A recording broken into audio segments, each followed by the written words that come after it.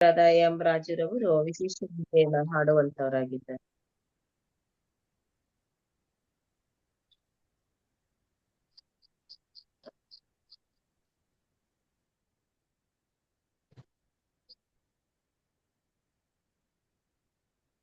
Raju pastor, welcome. ಈ ಬೆಳಗಿನ ಜಾವದಲ್ಲಿ ಆರಾಧನೆಯನ್ನ ಪ್ರಾರಂಭ ಮಾಡುವಾಗೆ 119ನೇ ಕೀರ್ತನೆಯನ್ನ ಸಂಗೀತವನ್ನ ಹಾಡಿಕೊಳ್ಳೋಣ. ಸಭಾ ಸಂಗೀತಗಳಲ್ಲಿ in English 382 O day of rest and gladness. ಆ ಭಾಗ್ಯವುಳ್ಳ ದಿನ ವಿಶ್ರಾಂತಿ ಕಾಲ.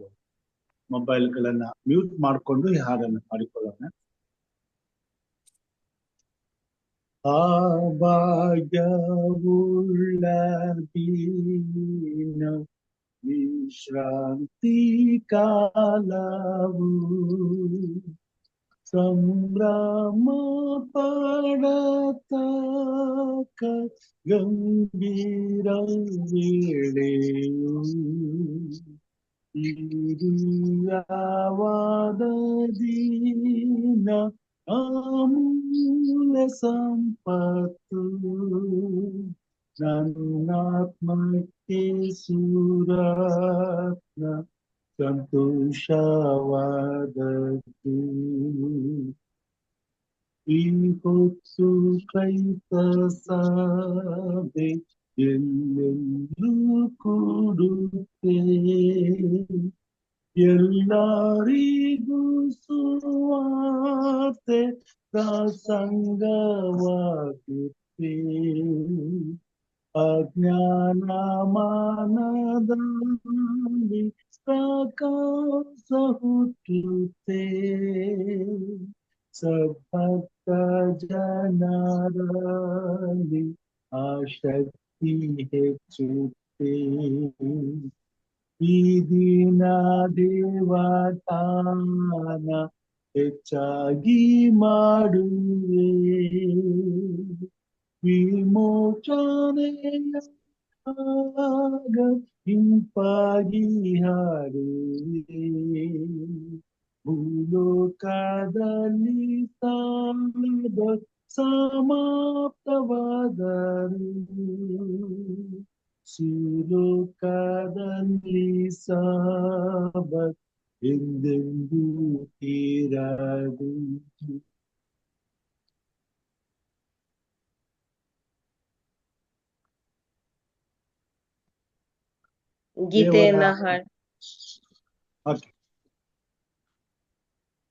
ಗೀತೆಯನ್ನ ಹಾಡಿದ ಬೋಧಕರಿಗೆ ಧನ್ಯವಾದಗಳು.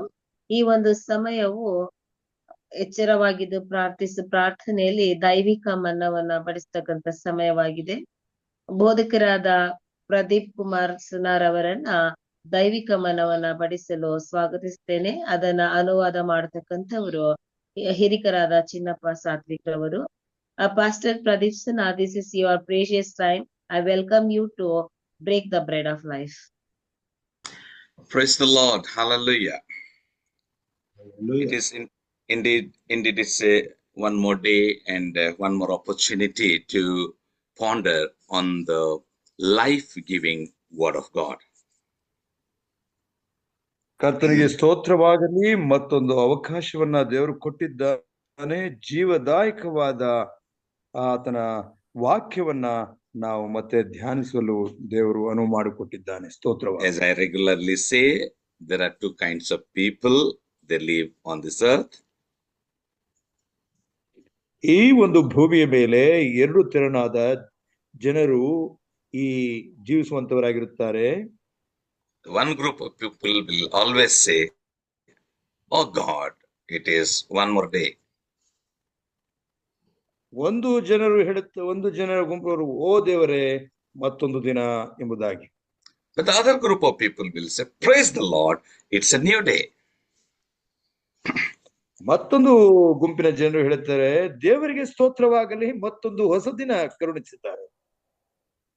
Yes, those group of people who say, "Praise the Lord, it's a new day," new things comes their way.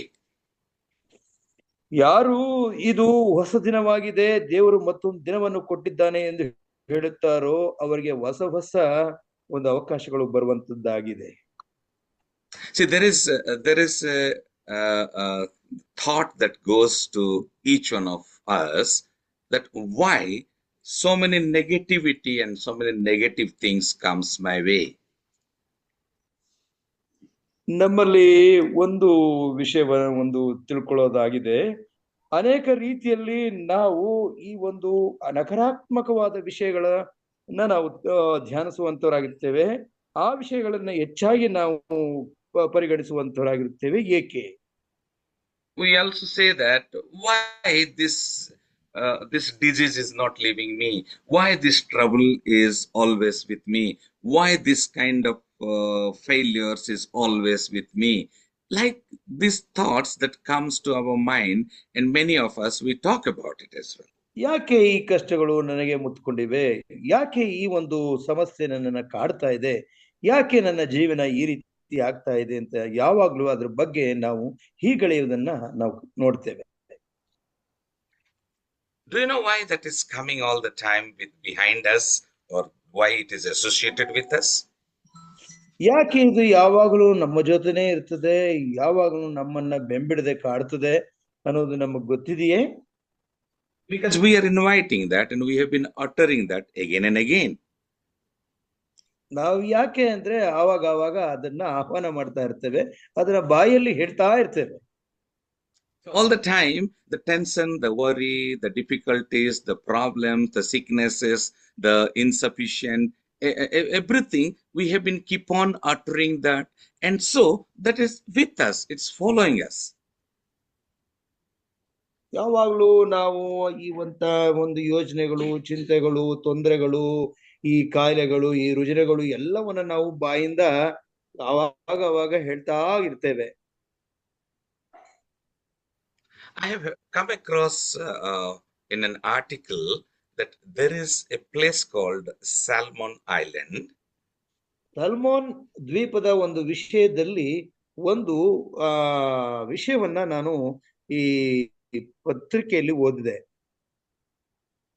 And I read there that in Salmon Island, if they want to destroy one tree, then the entire villagers will join hand and stand around the tree and start to curse the tree. ಆ ಒಂದು ದ್ವೀಪದಲ್ಲಿ ಒಂದು ಮರವನ್ನ ಯಾರಾದ್ರೂ ನಾಶಪಡಿಸ್ಬೇಕು ಅಂತಂದ್ರೆ ಆ ಮರವನ್ನ ಮಧ್ಯದಲ್ಲಿ ಇಟ್ಕೊಂಡು ಎಲ್ಲರೂ ಸುತ್ತ ನಿಂತ್ಕೊಂಡು ಆ ಒಂದು ಮರಕ್ಕೆ ಶಾಪವನ್ನ ಕೊಡ್ತಾ ಹೋಗ್ತಾರೆ. They will not take that axe and cut or chop up the tree, but they will hold hands, all the villagers, stand around the tree and start to curse the tree. ಅವರು ಯಾವುದೇ ಕೊಡಲಿಯನ್ನಾಗಲಿ ಆಯುಧವನ್ನಾಗಲಿ ತೆಗೆದುಕೊಂಡು ಅದನ್ನ ಕಡಿಯದೆ ಅದರ ಸುತ್ತ ಒಬ್ಬರಿಗೊಬ್ಬರು ಕೈ ಹಿಡಿದು ನಿಂತು ಅದನ್ನ ಶಪಿಸುವುದಕ್ಕೆ ಶುರು ಮಾಡ್ತಾರೆ. And it is understood that, and that the belief there is, within a week the tree gets dried up and it dies. ಯಾವ ರೀತಿಯಲ್ಲಿ ಆ ಒಂದು ನಂಬಿಕೆಯಲ್ಲಿ ಶ್ರದ್ಧೆ ಇದೆ ಅಂತಂದ್ರೆ ಒಂದು ವಾರದ ಒಳಗಡೆ ಆ ಶಾಪವನ್ನ ಹಾಕಿಕೊಂಡಂತಹ ಮರ ಒಣಗಿ ಅದು ಸತ್ತು ಹೋಗುತ್ತೆ. So if we understand that why it is happening, why the tree to which the curse is given and the tree is dying, why, what would be the reason for that? ಹೀಗೆ ಶಾಪವನ್ನ ಹಾಕಿಸಿಕೊಂಡಂತಹ ಆ ಮರವು ಒಂದು ವಾರದಲ್ಲಿ ಒಣಗಿ ಹೋಗುತ್ತದೆ. ಹೀಗೆ ಒಣಗಿ ಹೋಗುವುದಕ್ಕೆ ಏನು ಕಾರಣ ಎಂಬುದಾಗಿ ನಾವು ನೋಡೋಣ. If you look at the creation, in the creation, God spoke and life came. ಈ ಸೃಷ್ಟಿಯಲ್ಲಿ ನಾವು ನೋಡುವಾಗ ದೇವರು ಪ್ರಥಮವಾಗಿ ಬೆಳಕಾಗಲಿ ಎಂಬುದಾಗಿ ಹೇಳಿದನು, ಆಗ ಬೆಳಕಾಯಿತು ಎಂಬುದನ್ನು ಕಾಣುತ್ತೇವೆ. God said, let there be light, and there was light. Let there be trees, and there were trees. Let there be birds and animals and fish. Everything through the speaking of the word it came to being. ದೇವರು ಕೇವಲ ಮಾತಾಡುತ್ತಿದ್ದಾಗಲೇ, ಆತನು ಉಚ್ಚರಿಸುತ್ತಿದ್ದಾಗಲೇ ಬೆಳಕಾಗಲಿ ಎಂದಾಗ ಬೆಳಕಾಯಿತು, ಮರಗಿಡಗಳು ಬರಲಿ ಅಂದ್ರೆ ಮರಗಿಡಗಳು ಬಂದವು, ಪ್ರಾಣಿ ಪಕ್ಷಿಗಳು ಉಂಟಾಗಲಿ ಎಂದರೆ ಪ್ರಾಣಿ ಪಕ್ಷಿಗಳು ಉಂಟಾದವು. ಹೀಗೆ ಮಾತಿನಿಂದ ದೇವರು ಸೃಷ್ಟಿಸಿದನು. So when God spoke and it came to being, so there is power in the word. ದೇವರು ಕೇವಲ ಉಚ್ಚರಿಸುವುದರಿಂದ, ಮಾತಾಡಿದ್ದರಿಂದ ಎಲ್ಲವೂ ಉಂಟಾಯಿತು. ಹೀಗೆ ನೋಡುವುದಾದರೆ ನಾವು ಆಡುವ ಮಾತುಗಳಿಗೆ ಒಂದೊಂದು ಶಕ್ತಿ ಇರುತ್ತದೆ. So when we speak, we may curse someone and the tree or maybe the people might suffer. When we speak good or comforting words, then it might help those person to come to life. ಹೀಗೆ ನಾವು ಮಾತಾಡುವಾಗ, ಶಾಪ ಕೊಟ್ಟಾಗ ಆ ಮರ ಒಣಗಿ ಹೋದಂತೆಯೇ ಯಾವ್ದಾದ್ರೂ ವ್ಯಕ್ತಿಗೆ ಒಳ್ಳೆಯದನ್ನ ನಾವು ಹರಸುವಾಗ, ಬಯಸುವಾಗ ಅದು ಖಂಡಿತವಾಗಿಯೂ ಆತನಿಗೆ ಸಹಾಯ ಮಾಡುವಂತದ್ದಾಗಿರುತ್ತದೆ. So last Sunday when I was speaking in the church, so that time I took up this particular passage, this particular statement, and I was sharing with them. Do you know why the problem and difficulties and challenges and failures and everything is following behind us? Because we are uttering those things to people. ನಾನು ಕಳೆದ ವಾರ ಭಾನುವಾರ ಸಭೆಯಲ್ಲಿ ಮಾತಾಡುತ್ತಿರುವಾಗ, ಯಾಕೆ ಜನರು ಬಹಳ ಕಷ್ಟ ನಷ್ಟಗಳಿಗೆ ಗುರಿಯಾಗುತ್ತಾರೆ, ದುಃಖ ದುಮ್ಮಾನ ಸಮಸ್ಯೆಗಳಲ್ಲಿ ನರಳುತ್ತಾರೆ ಎಂದರೆ, ನಾವು ಆ ಒಂದು ಎಲ್ಲಾ ಒಂದು ಪದಗಳನ್ನ, ಆ ಮಾತುಗಳನ್ನ ನಾವು ನಮ್ಮ ಬಾಯಾರೆ ಆಡುವುದರಿಂದ ಈ ಕಷ್ಟಗಳೆಲ್ಲ ನಮಗೆ ಒದಗಿ ಬರುತ್ತವೆ. When you ask a lay person how is life, then they will say, brother, it is going on just like that. Somehow we are pulling on, lot of problem, lot of difficulties, lot of challenges. They speak like that. ಯಾರಾದ್ರೂ ನಾವು ಒಬ್ಬ ದೇವರ ಭಕ್ತರನ್ನ, ಒಬ್ಬ ಸಭಿಕರನ್ನ ಕೇಳಿದ್ರೆ, ಹೇಗಿದೆ ನಿಮ್ಮ ಜೀವನ ಅಂತಂದ್ರೆ, ಅಯ್ಯೋ ನಮ್ಮ ಜೀವನ ಹೇಗೋ ನಡೀತಾ ಇದೆ, ಬಹಳ ಸಮಸ್ಯೆಗಳು, ಬಹಳ ತೊಂದರೆಗಳು, ಹಣದ ಸಮಸ್ಯೆ, ರುಜಿನಗಳು, ಒಂದಲ್ಲ ಎರಡಲ್ಲ, ಈ ತರ ಹೇಗೋ ನಡೀತಾ ಇದೆ ಅಂತ ಹೇಳಿ ನಾವು ಮಾತಾಡ್ತಿದ್ದೇವೆ. If we talk about any pastor or evangelist, somebody who is doing the God's work, when we ask them, how is pastor, how is life going on? What, brother, this support is very less, and then the lot of problem, fees is not paid, hospital bills are increasing, lot of challenges, brother. They will also say like that. ಯಾವ್ದಾದ್ರು ಬೋಧಕರು ಆ ರೀತಿ ಕೇಳಿದಾಗ, ಏನ್ ಹೇಳಿ ಸಹೋದರರೇ, ನಮ್ಮ ಜೀವನದಲ್ಲಿ ಬಹಳ ಕಷ್ಟಗಳಿವೆ, ಶುಲ್ಕಗಳನ್ನ ನಾವು ಕಟ್ಟಿಲ್ಲ, ಶಾಲಾ ಶುಲ್ಕಗಳನ್ನ, ಹಾಗೇನೆ ಬೇರೆ ಬೇರೆ ವೆಚ್ಚಗಳನ್ನ ಭರಿಸ್ಲಿಕ್ಕಾಗಿಲ್ಲ, ತುಂಬಾ ಸಮಸ್ಯೆಗಳು ಮತ್ತೆ ಸವಾಲುಗಳು ನಮ್ಮ ಜೀವಿತದಲ್ಲಿ ಎದುರಾಗ್ತಾನೆ ಇದೆ ಅಂತ ಹೇಳ್ತೇವೆ.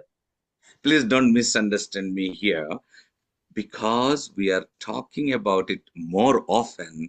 That is very much within us. They are following us. ನನ್ನನ್ನ ನೀವು ತಪ್ಪಾಗಿ ತಿಳ್ಕೊಳ್ಬೇಡಿ. ನಾವು ಈ ವಿಷಯಗಳನ್ನ ಆಗಾಗ್ಗೆ ಈ ರೀತಿ ನಕಾರಾತ್ಮಕವಾಗಿ ಮಾತಾಡೋದ್ರಿಂದ ಅವು ಯಾವಾಗ್ಲೂ ನಮ್ಮನ್ನ ಹಿಂಬಾಲಿಸ್ತವೆ, ನಮ್ಮನ್ನ ಬಿಡದೆ ಹಿಡ್ಕೊಳ್ತವೆ. Because as I said, in our words there is life and well-being. When we speak positive things works for us. ಯಾಕಂತಂದ್ರೆ ನಾವು ಒಳ್ಳೆಯ ಒಂದು ಮಾತುಗಳನ್ನ, ಒಂದು ಸಕಾರಾತ್ಮಕವಾದ ಧೋರಣೆಯಿಂದ ಆಡುವ ಮಾತುಗಳು ಯಾವಾಗ್ಲೂ ನಮಗೆ ಒಳ್ಳೆಯದನ್ನೇ ಮಾಡ್ತವೆ. ಅದು ನಮ್ಮ ಜೀವಿತವನ್ನ ಮುಂದೆ ಹೊರಿಸ್ಕೊಂಡು ಹೋಗ್ಲಿಕ್ಕೆ ಯಾವಾಗ್ಲೂ ಸಹಾಯ ಮಾಡ್ತವೆ. That's why the psalmist, who had experienced the power of the word, he says, surely goodness and mercy shall follow me all the days of my life. And he tells in Psalms 23:6.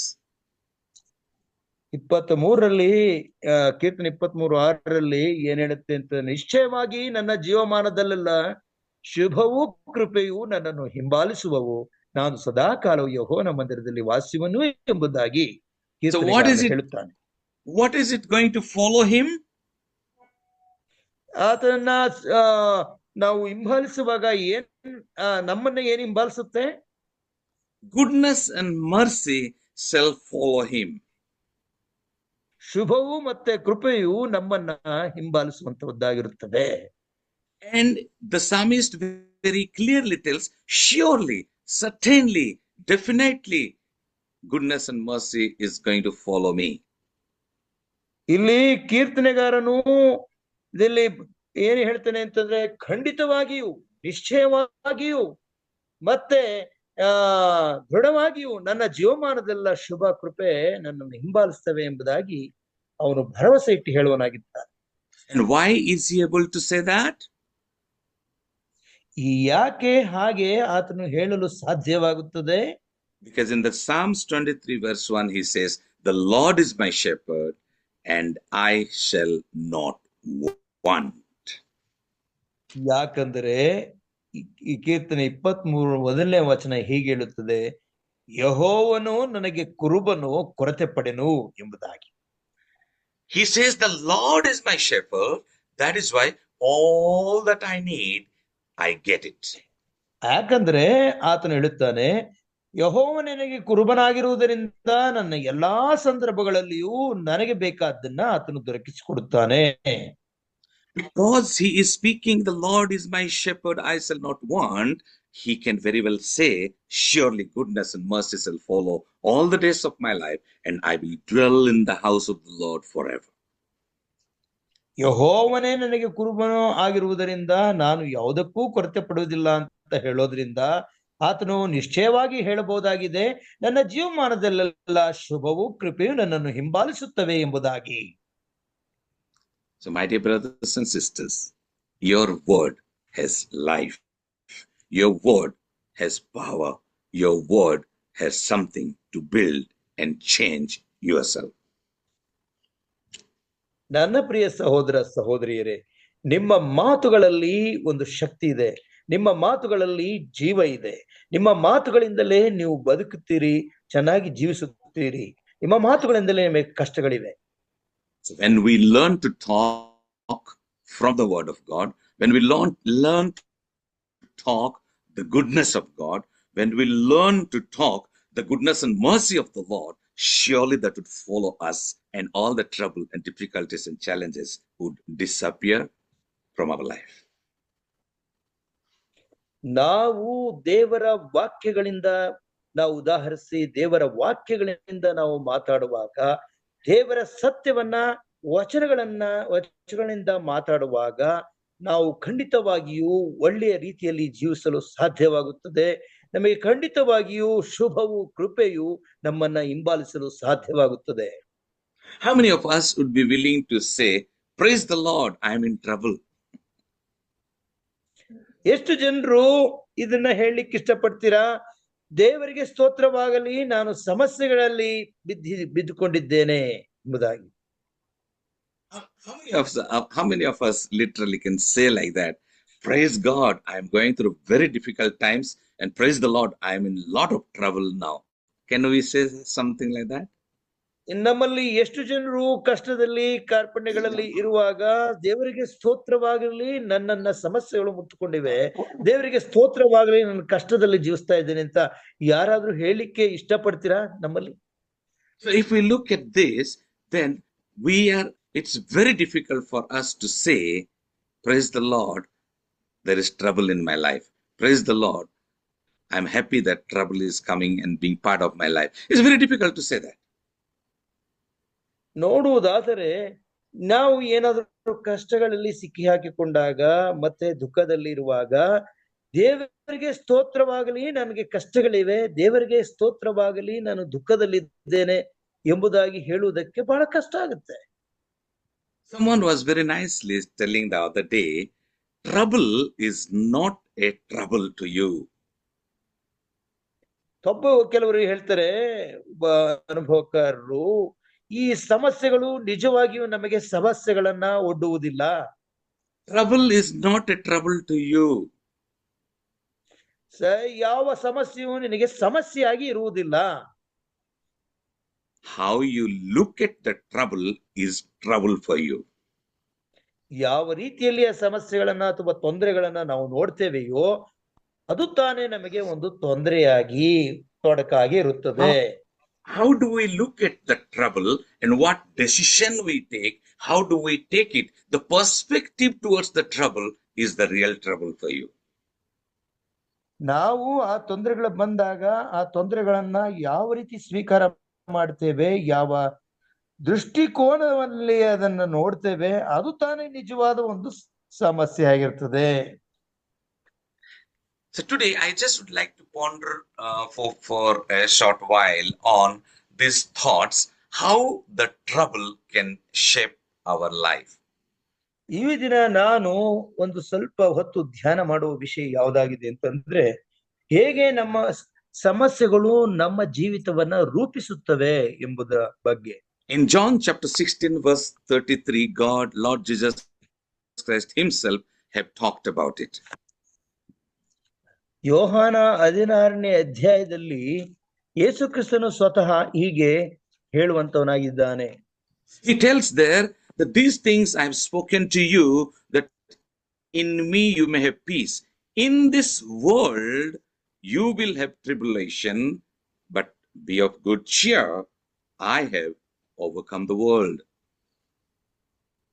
ಇಲ್ಲಿ ಸ್ವಾಮಿ ಹೇಳುವನಾಗಿದ್ದಾನೆ, ಈ ಲೋಕದಲ್ಲಿ ನಿಮ್ಮೆಲ್ಲರಿಗೂ ಕಷ್ಟ ಸಂಕಟಗಳಿವೆ, ಆದ್ರೆ ಇವುಗಳನ್ನ ನೀವು ಮೀರಿ ಸಂತೋಷವನ್ನ ಪಡುವಂತವರಾಗಿರುತ್ತೀರಿ. He tells that in this world there is trouble, but take heart, I have overcome the world. ಈತನು ದೇವರು ಹೇಳುತ್ತಾನೆ, ಈ ಲೋಕದಲ್ಲಿ ಕಷ್ಟ ಸಂಕಟಗಳಿವೆ, ಆದ್ರೆ ಇವುಗಳೆಲ್ಲ ನಾನು ಜಯಿಸಿದ್ದೇನೆ, ಆದ್ರಿಂದ ನೀವು ಭಯಪಡಬೇಡ್ರಿ ಎಂಬುದಾಗಿ ಯೇಸು ಕ್ರಿಸ್ತನು ನಮಗೆ ಹೇಳುವಂತವನಾಗಿದ್ದಾನೆ. So trouble is not the trouble. How do we look at the trouble is the trouble. ಅಂದ್ರೆ ಸಮಸ್ಯೆ ಆಗಲಿ ಕಷ್ಟ ಕಾರ್ಪಣ್ಯಗಳಾಗಲಿ ನಮಗೆ ಸಮಸ್ಯೆ ಆಗಿರುವುದಿಲ್ಲ, ಆದ್ರೆ ಅವುಗಳನ್ನ ಯಾವ ರೀತಿ ಸ್ವೀಕಾರ ಮಾಡುತ್ತೇವೆ ಅದು ತಾನೇ ನಿಜವಾದ ಸಮಸ್ಯೆ ಆಗಿರುತ್ತದೆ. So that's why Jesus, when he tells that in this world you will have trouble, but take heart, I have overcome the world. ನೀವು ನನ್ನಲ್ಲಿದ್ದು ಮನಃಶಾಂತಿನ ಹೊಂದುವರಾಗಬೇಕೆಂದು ಇದನ್ನು ನಮಗೆ ಹೇಳುತ್ತಿದ್ದೇನೆ. ಲೋಕದಲ್ಲಿ ನಿಮಗೆ ಸಂಕಟವಿದೆ, ಧೈರ್ಯವಾಗಿರಿ, ನಾನು ಲೋಕವನ್ನು ಜಯಿಸಿದ್ದೇನೆಂಬುದಾಗಿ ಕ್ರಿಸ್ತನು ಹೇಳುತ್ತಾನೆ. So the thought that comes to us like, yes, trouble is part of my life, and Jesus himself has told that trouble is part of life, and we need to take heart because Christ has overcome the trouble, and we as followers of Christ would overcome it. ಈ ಭೂಮಿಯ ಮೇಲೆ ಸಮಸ್ಯೆ ರಹಿತವಾಗಿ ಜೀವಿಸಲು ಸಾಧ್ಯವಿಲ್ಲ. ಸಮಸ್ಯೆಗಳು ಕಷ್ಟ ಸಂಕಟಗಳು ಇದ್ದೇ ಇರುತ್ತವೆ, ಇವುಗಳನ್ನ ನಾನು ಜಯಿಸಿದ್ದೇನೆ, ಹಾಗಾಗಿ ನೀವು ಧೈರ್ಯದಿಂದ ಇವುಗಳನ್ನೆಲ್ಲ ಎದುರಿಸಿ ಜಯಿಸಬೇಕು ಎಂಬುದಾಗಿ ಸ್ವಾಮಿ ತನ್ನ ಮಕ್ಕಳಿಗೆ ಹೇಳುವನಾಗಿದ್ದಾನೆ. And why trouble comes in our life? ಯಾಕೆ ಸಮಸ್ಯೆಗಳು ನಮ್ಮ ಜೀವನದಲ್ಲಿ ಬರುವಂತದ್ದಾಗಿವೆ? Why it comes into our life? ಯಾಕೆ ನಮ್ಮ ಜೀವನದಲ್ಲಿ ಇವುಗಳೆಲ್ಲ ಬರುತ್ತವೆ? It comes in our life so that it would correct us. ಅವುಗಳು ನಮ್ಮ ಜೀವಿತಕ್ಕೆ ಬರುತ್ತವೆ ಯಾಕಂದ್ರೆ ನಮ್ಮನ್ನ ಒಂದು ತಿದ್ದಿ ನಡೆಸುವುದಕ್ಕೋಸ್ಕರ. One small illustration I can give which had happened in my house. ನನ್ನ ಮನೆಯಲ್ಲಿ ನಡೆದಂತ ಒಂದು ಸಣ್ಣ ವಿಷಯವನ್ನ ಒಂದು ನಿದರ್ಶನ ರೂಪವಾಗಿ ನಿಮಗೆ ಹೇಳ್ತೇನೆ. Here my child, younger daughter, had to write exam, and her mother was teaching her. ನನ್ನ ಚಿಕ್ಕ ಮಗಳು ಇನ್ನು ಪರೀಕ್ಷೆ ಬರೀಬೇಕಾಗಿತ್ತು. ಅವಳ ತಾಯಿ ಆಕೆಗೆ ಒಂದು ಬೋಧನೆ ಕೊಡ್ತಾ ಇದ್ಲು, ಹೇಳ್ಕೊಡ್ತಾ ಇದ್ಲು. And when her mother was teaching her that night, and because my daughter was not doing right, so she started hitting her. ಆ ರಾತ್ರಿ ಮಗಳಿಗೆ ಹೇಳ್ಕೊಡ್ತಾ ಇರುವಾಗ ಅವಳು ಅದು ಸರಿಯಾಗಿ ಕೇಳಿಸ್ಕೊಳ್ದೆ ಕಲಿದೇ ಇರುವಾಗ ಆ ತಾಯಿ ಅಂದ್ರೆ ಅವಳನ್ನ ಹೊಡಿಲಿಕ್ಕೆ ಶುರು ಮಾಡಿದ್ಲು. How come you don't know this? Tomorrow is the exam. read this properly. And then she was guiding her, and she was giving one or two to her, and she was crying that time. But I dare not go near that because it is mother and daughter time, so I could not interfere there. ಅಲ್ಲಿ ಆಕೆ ಹೇಳ್ಕೊಡ್ತಾ ಇರುವಾಗ, ಏನ್ ಇದು ಇನ್ನೂ ಗೊತ್ತಿಲ್ವಲ್ಲ, ನಾಳೆ ನೀ ಪರೀಕ್ಷೆ ಬರೀತಾ ಇದೀಯಾ, ಇದ್ಯಾಕ್ ನೀನ್ ಇದು ಓದಿಲ್ಲ ಅಂತ ಹೇಳಿ ಮಧ್ಯೆ ಆ ಮಗಳಿಗೆ ಹೊಡೆದು ಅವರು ಹೇಳ್ಕೊಡ್ತಾ ಇದ್ರು. ಮಗಳು ಮತ್ತೆ ತಾಯಿಯ ಒಂದು ವಿಷಯ ಆದ್ರಿಂದ ನಾನು ಅದರಲ್ಲಿ ನನ್ನ ಮೂಗು ತೋರಿಸ್ಲಿಲ್ಲ, ನಾನು ಉಳಿದ್ಬಿಟ್ಟೆ. It was the learning time, and that's why I did not interfere there, and I kept myself away from that. ಅದು ಕಲಿಯುವಂತಹ ಸಮಯವಾದ್ರಿಂದ ಅವರ ಮಧ್ಯದಲ್ಲಿ ನಾನು ಹೋಗಿ ನಾನು ಯಾವುದೇ ರೀತಿಯಲ್ಲಿ ಭಾಗಿಯಾಗಲಿಲ್ಲ. ನಾನು ನನ್ನನ್ನ ಒಂದು ಪ್ರತ್ಯೇಕವಾಗಿ ನಾನು ಉಳ್ಕೊಂಡೆ. And the next morning I dropped her into the school, and she wrote the exam and she came back. ನಾಳೆ ಆಕೆಯು ಪರೀಕ್ಷೆಗೆ ನಾಳೆನ ಅವಳನ್ನ ಕರ್ಕೊಂಡು ಹೋದೆ, ಪರೀಕ್ಷೆಯನ್ನ ಬರೆದ್ಲು, ಮತ್ತೆ ನಾವು ಮನೆಗೆ ವಾಪಸ್ ಬಂದ್ವು. And after coming back, do you know what she is telling? ಬಂದ ಮೇಲೆ ಪರೀಕ್ಷೆಯಿಂದ ಬಂದ್ಮೇಲೆ ಏನ್ ಹೇಳ್ತಾ ಇದ್ಲು ಗೊತ್ತಾ ಆಕೆ? Ma, thank you for hitting me last night. I could write my exam very well. ಅಮ್ಮ, ನೀವು ನೆನ್ನೆ ಚೆನ್ನಾಗಿ ನನಗೆ ಹೊಡೆದ್ರಿ, ತಳಿಸ್ತ್ರಿ, ನಿಮಗೆ ಧನ್ಯವಾದಗಳು. ಯಾಕಂತಂದ್ರೆ ನಾನು ಪರೀಕ್ಷೆಯನ್ನ ಚೆನ್ನಾಗಿ ಬರ್ಲಿಕ್ಕೆ ಸಾಧ್ಯವಾಯ್ತು ಅಂತ. If the mother would not have just done her properly, taught her properly, and if the difficult times that night would not have been there, maybe she would not have done well in the exam also, because her preparation was not good earlier. ತಾಯಿಯಾದವಳು ತನ್ನ ಮಕ್ಕಳಿಗೆ ಸರಿಯಾದ ಸಂದರ್ಭದಲ್ಲಿ ಅವರನ್ನ ತಿಳ್ಕೊಂಡು ಹೇಳ್ಬೇಕಾದನ್ನ ಹೇಳದೆ, ತಿದ್ದಬೇಕಾದನ್ನ ತಿದ್ದದೆ ಹೋದ್ರೆ ಖಂಡಿತವಾಗಿ ಅವರು ಪರೀಕ್ಷೆಯನ್ನ ಅಷ್ಟು ಚೆನ್ನಾಗಿ ಬರಲಿಕ್ಕೆ ಆಗ್ತಿರ್ಲಿಲ್ಲ. So many times the trouble and the problem that comes, then it corrects us, it puts us into the right track. ತೊಂದರೆಗಳು, ಒಂದು ಕಷ್ಟಗಳು, ಸಮಸ್ಯೆಗಳು ಬಂದಾಗ ಅವುಗಳು ನಮ್ಮನ್ನ ಸರಿಯಾದ ಒಂದು ದಾರಿಗೆ ಹಚ್ಚುವಂತದ್ದಾಗಿರುತ್ತವೆ. ಸರಿಯಾದ ರೀತಿಯಲ್ಲಿ ನಡೆಸುವುದಕ್ಕೆ ನಮ್ಮನ್ನ ಅವರು ಒಂದು ಮಾರ್ಗವನ್ನ ಮಾಡಿಕೊಡ್ತವೆ. And when we are in trouble, then the trouble is a symptom. Trouble is a symptom to communicate to us that there is something seriously going to happen to you. ಇಲ್ಲಿ ಸಮಸ್ಯೆಗಳು ನಮ್ಮಲ್ಲಿ ಇರುವಾಗ ಆ ಸಮಸ್ಯೆಗಳು ಯಾವುದರ ಲಕ್ಷಣವಾಗಿರ್ತದೆ ಅಂತಂದ್ರೆ, ನಮ್ಮಲ್ಲಿ ಏನೋ ಒಂದು ಕೊರತೆ, ಒಂದು ತಿದ್ಕೊಳ್ಬೇಕಾಗಿರುವಂತದ್ದಿದೆ ಅನ್ನೋದಕ್ಕೆ ಅದು ಗುರ್ತಾಗಿರ್ತದೆ. ಆ ಲಕ್ಷಣ ತೋರು ಬರ್ತದೆ. Many of us we get fever, and do you know, fever is not a disease, but fever is a symptom for one infection. ಅನೇಕ ಸಲ ನಾವು ಜ್ವರ ನಮಗ್ ಬರ್ತದೆ. ನೀವು ತಿಳ್ಕೊಳ್ಳಿ, ಜ್ವರ ಯಾವಾಗ್ಲೂ ನಮಗೆ ಅದು ಕಾಯಿಲೆ ಅಲ್ಲ, ಆದ್ರೆ ನಮ್ಮಲ್ಲಿರುವಂತಹ ಸೋಂಕಿದೆ ಅಂತ ತೋರಿಸ್ಲಿಕ್ಕೆ ಇರುವಂತಹ ಒಂದು ಲಕ್ಷಣವಾಗಿದೆ, ರೋಗ ಲಕ್ಷಣವಾಗಿದೆ. This fever that indicates us that there is some infection is there in your body. ನಮ್ಮ ದೇಹದಲ್ಲಿ ಒಂದು ತೆರನಾದ ಸೋಂಕು ಇದೆ ಅನ್ನೋದಕ್ಕೆ ಅದು ಗುರುತಾಗಿ ಒಂದು ರೋಗ ಲಕ್ಷಣವಾಗಿ ನಮಗೆ ಜ್ವರ ಕಾಣಿಸ್ಕೊಳ್ಳುತ್ತೆ. So when such symptoms comes, then we need to be alert, we need to be mindful, so that we would not be getting into the infection and causing it suffers and then becomes ill, and some people die. ನಾವು ಆ ರೀತಿ ಜ್ವರ ನಮಗೆ ಬಂದಾಗ ನಾವು ತುಂಬಾ ಎಚ್ಚರಿಕೆ ವಹಿಸಬೇಕಾಗುತ್ತೆ. ಆ ಒಂದು ಸೋಂಕು ಹರಡದಂತೆ, ಆ ಸೋಂಕು ನಮಗೆ ಹೆಚ್ಚಾಗಿ ಬಾಧಿಸದಂತೆ, ರೋಗವಾಗಿ ನಾವು ತೊಂದರೆ ಸಿಕ್ಕಾಕೊಳ್ಳದಂತೆ ನಾವು ಸಾಕಷ್ಟು ಒಂದು ಕ್ರಮವನ್ನು ತೆಗೆದುಕೊಳ್ಳಲಿಕ್ಕೆ ಅದು ಸಹಾಯ ಮಾಡುತ್ತೆ. So when the fever comes, immediately we go for the blood test or for the consultation to find out why the fever is coming and what is the infection that is there in us, and we treat that and get well, and then get into the life. ನಾವು ಜ್ವರ ಬಂದ ಕೂಡಲೇ ಏನ್ ಮಾಡ್ತೇವೆ, doctor ಬಳಿ ಹೋಗ್ತೇವೆ.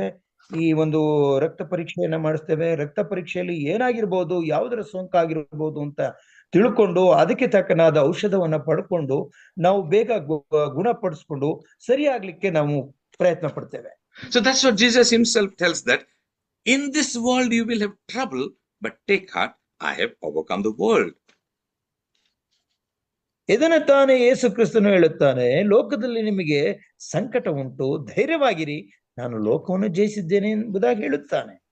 So the trouble is part of life in order to correct us from and we would not be getting into bigger problems.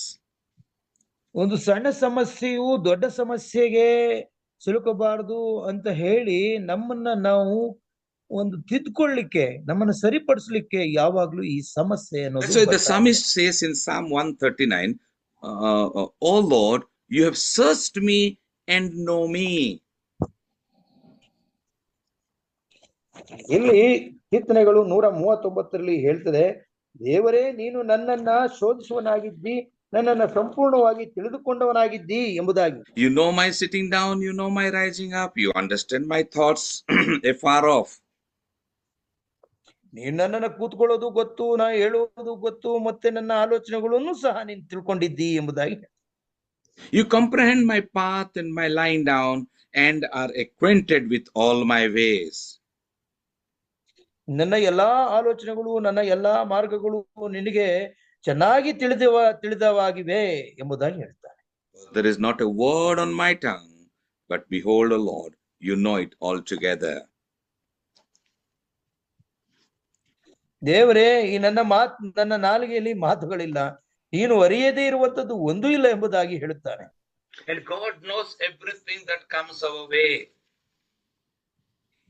ನಮ್ಮ ಮಾರ್ಗದಲ್ಲಿ ಬರುವಂತಹ ಪ್ರತಿಯೊಂದು ವಿಷಯಗಳು ದೇವರಿಗೆ ಚೆನ್ನಾಗಿ ತಿಳಿದಿದೆ.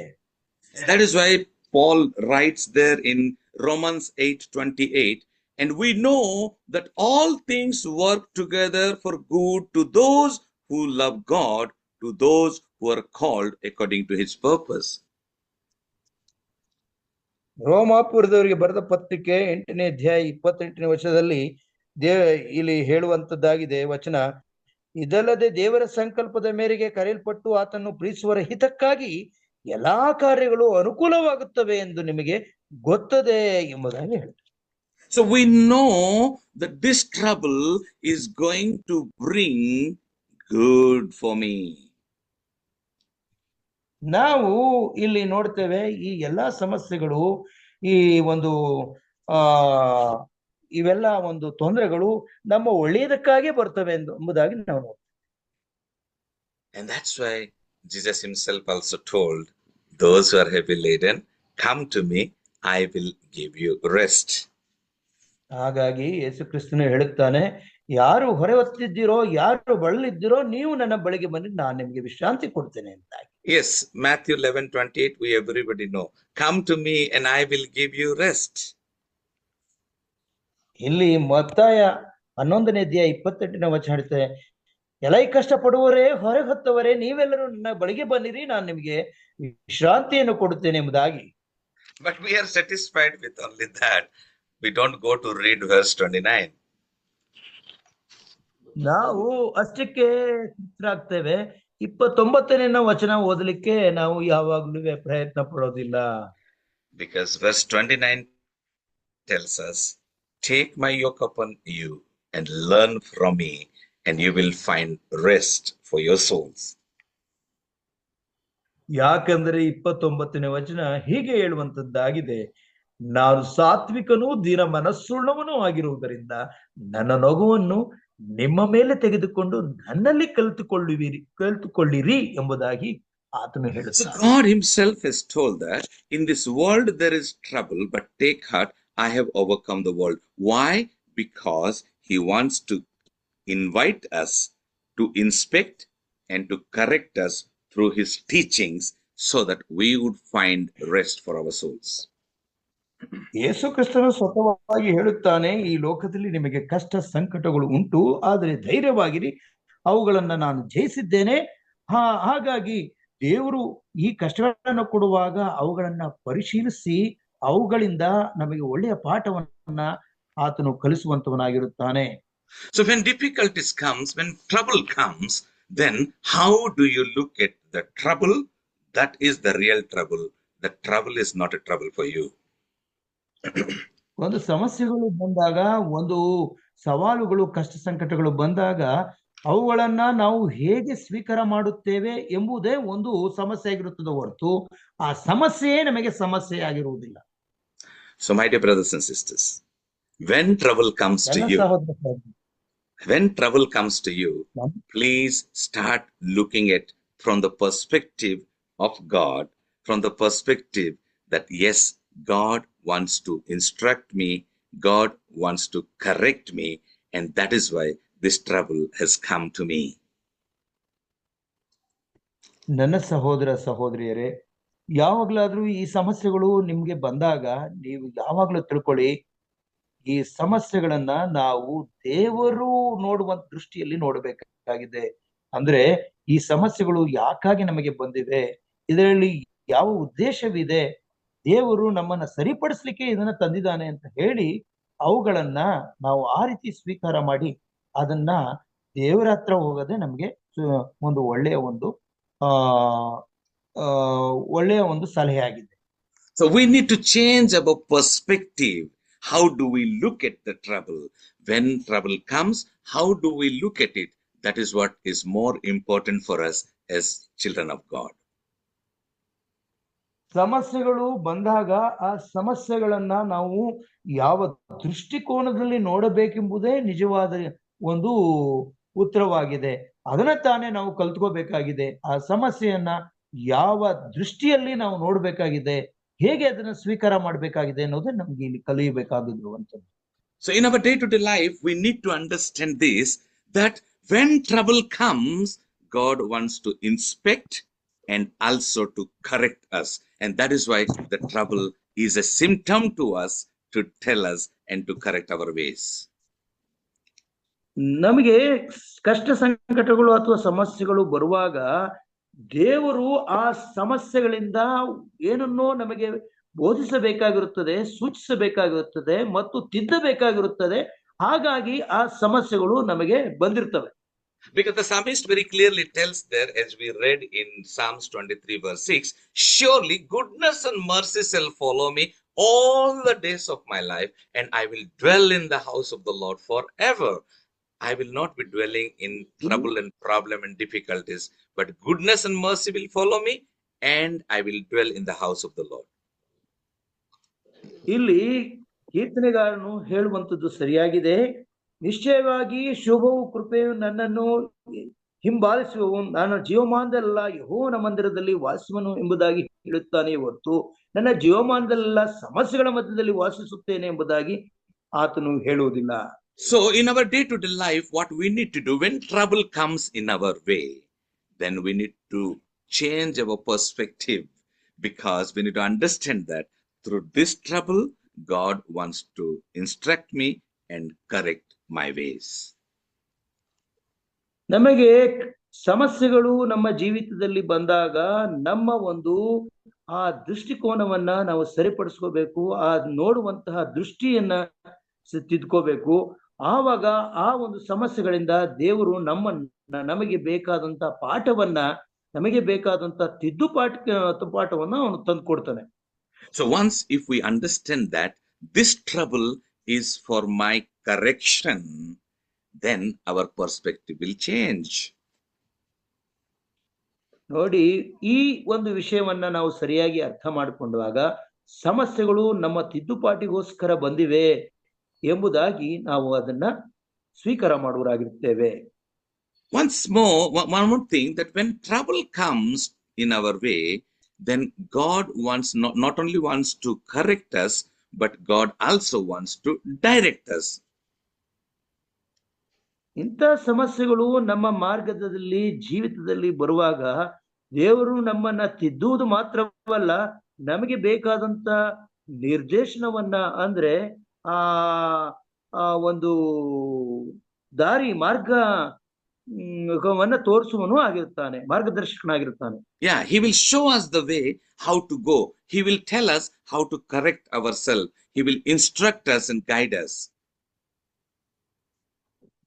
ಈ ರೀತಿಯಾಗಿ ಆತನು ನಾವು ಹೇಗೆ ಹೋಗಬೇಕು, ನಮ್ಮನ್ನ ಯಾವ ರೀತಿಯ ಆ ಸಮಸ್ಯೆಯಿಂದ ಮುಕ್ತರಾಗಬೇಕು ಅಂತ ಮಾರ್ಗದರ್ಶನವನ್ನ ಕೊಡುವರಾಗಿದ್ದಾನೆ.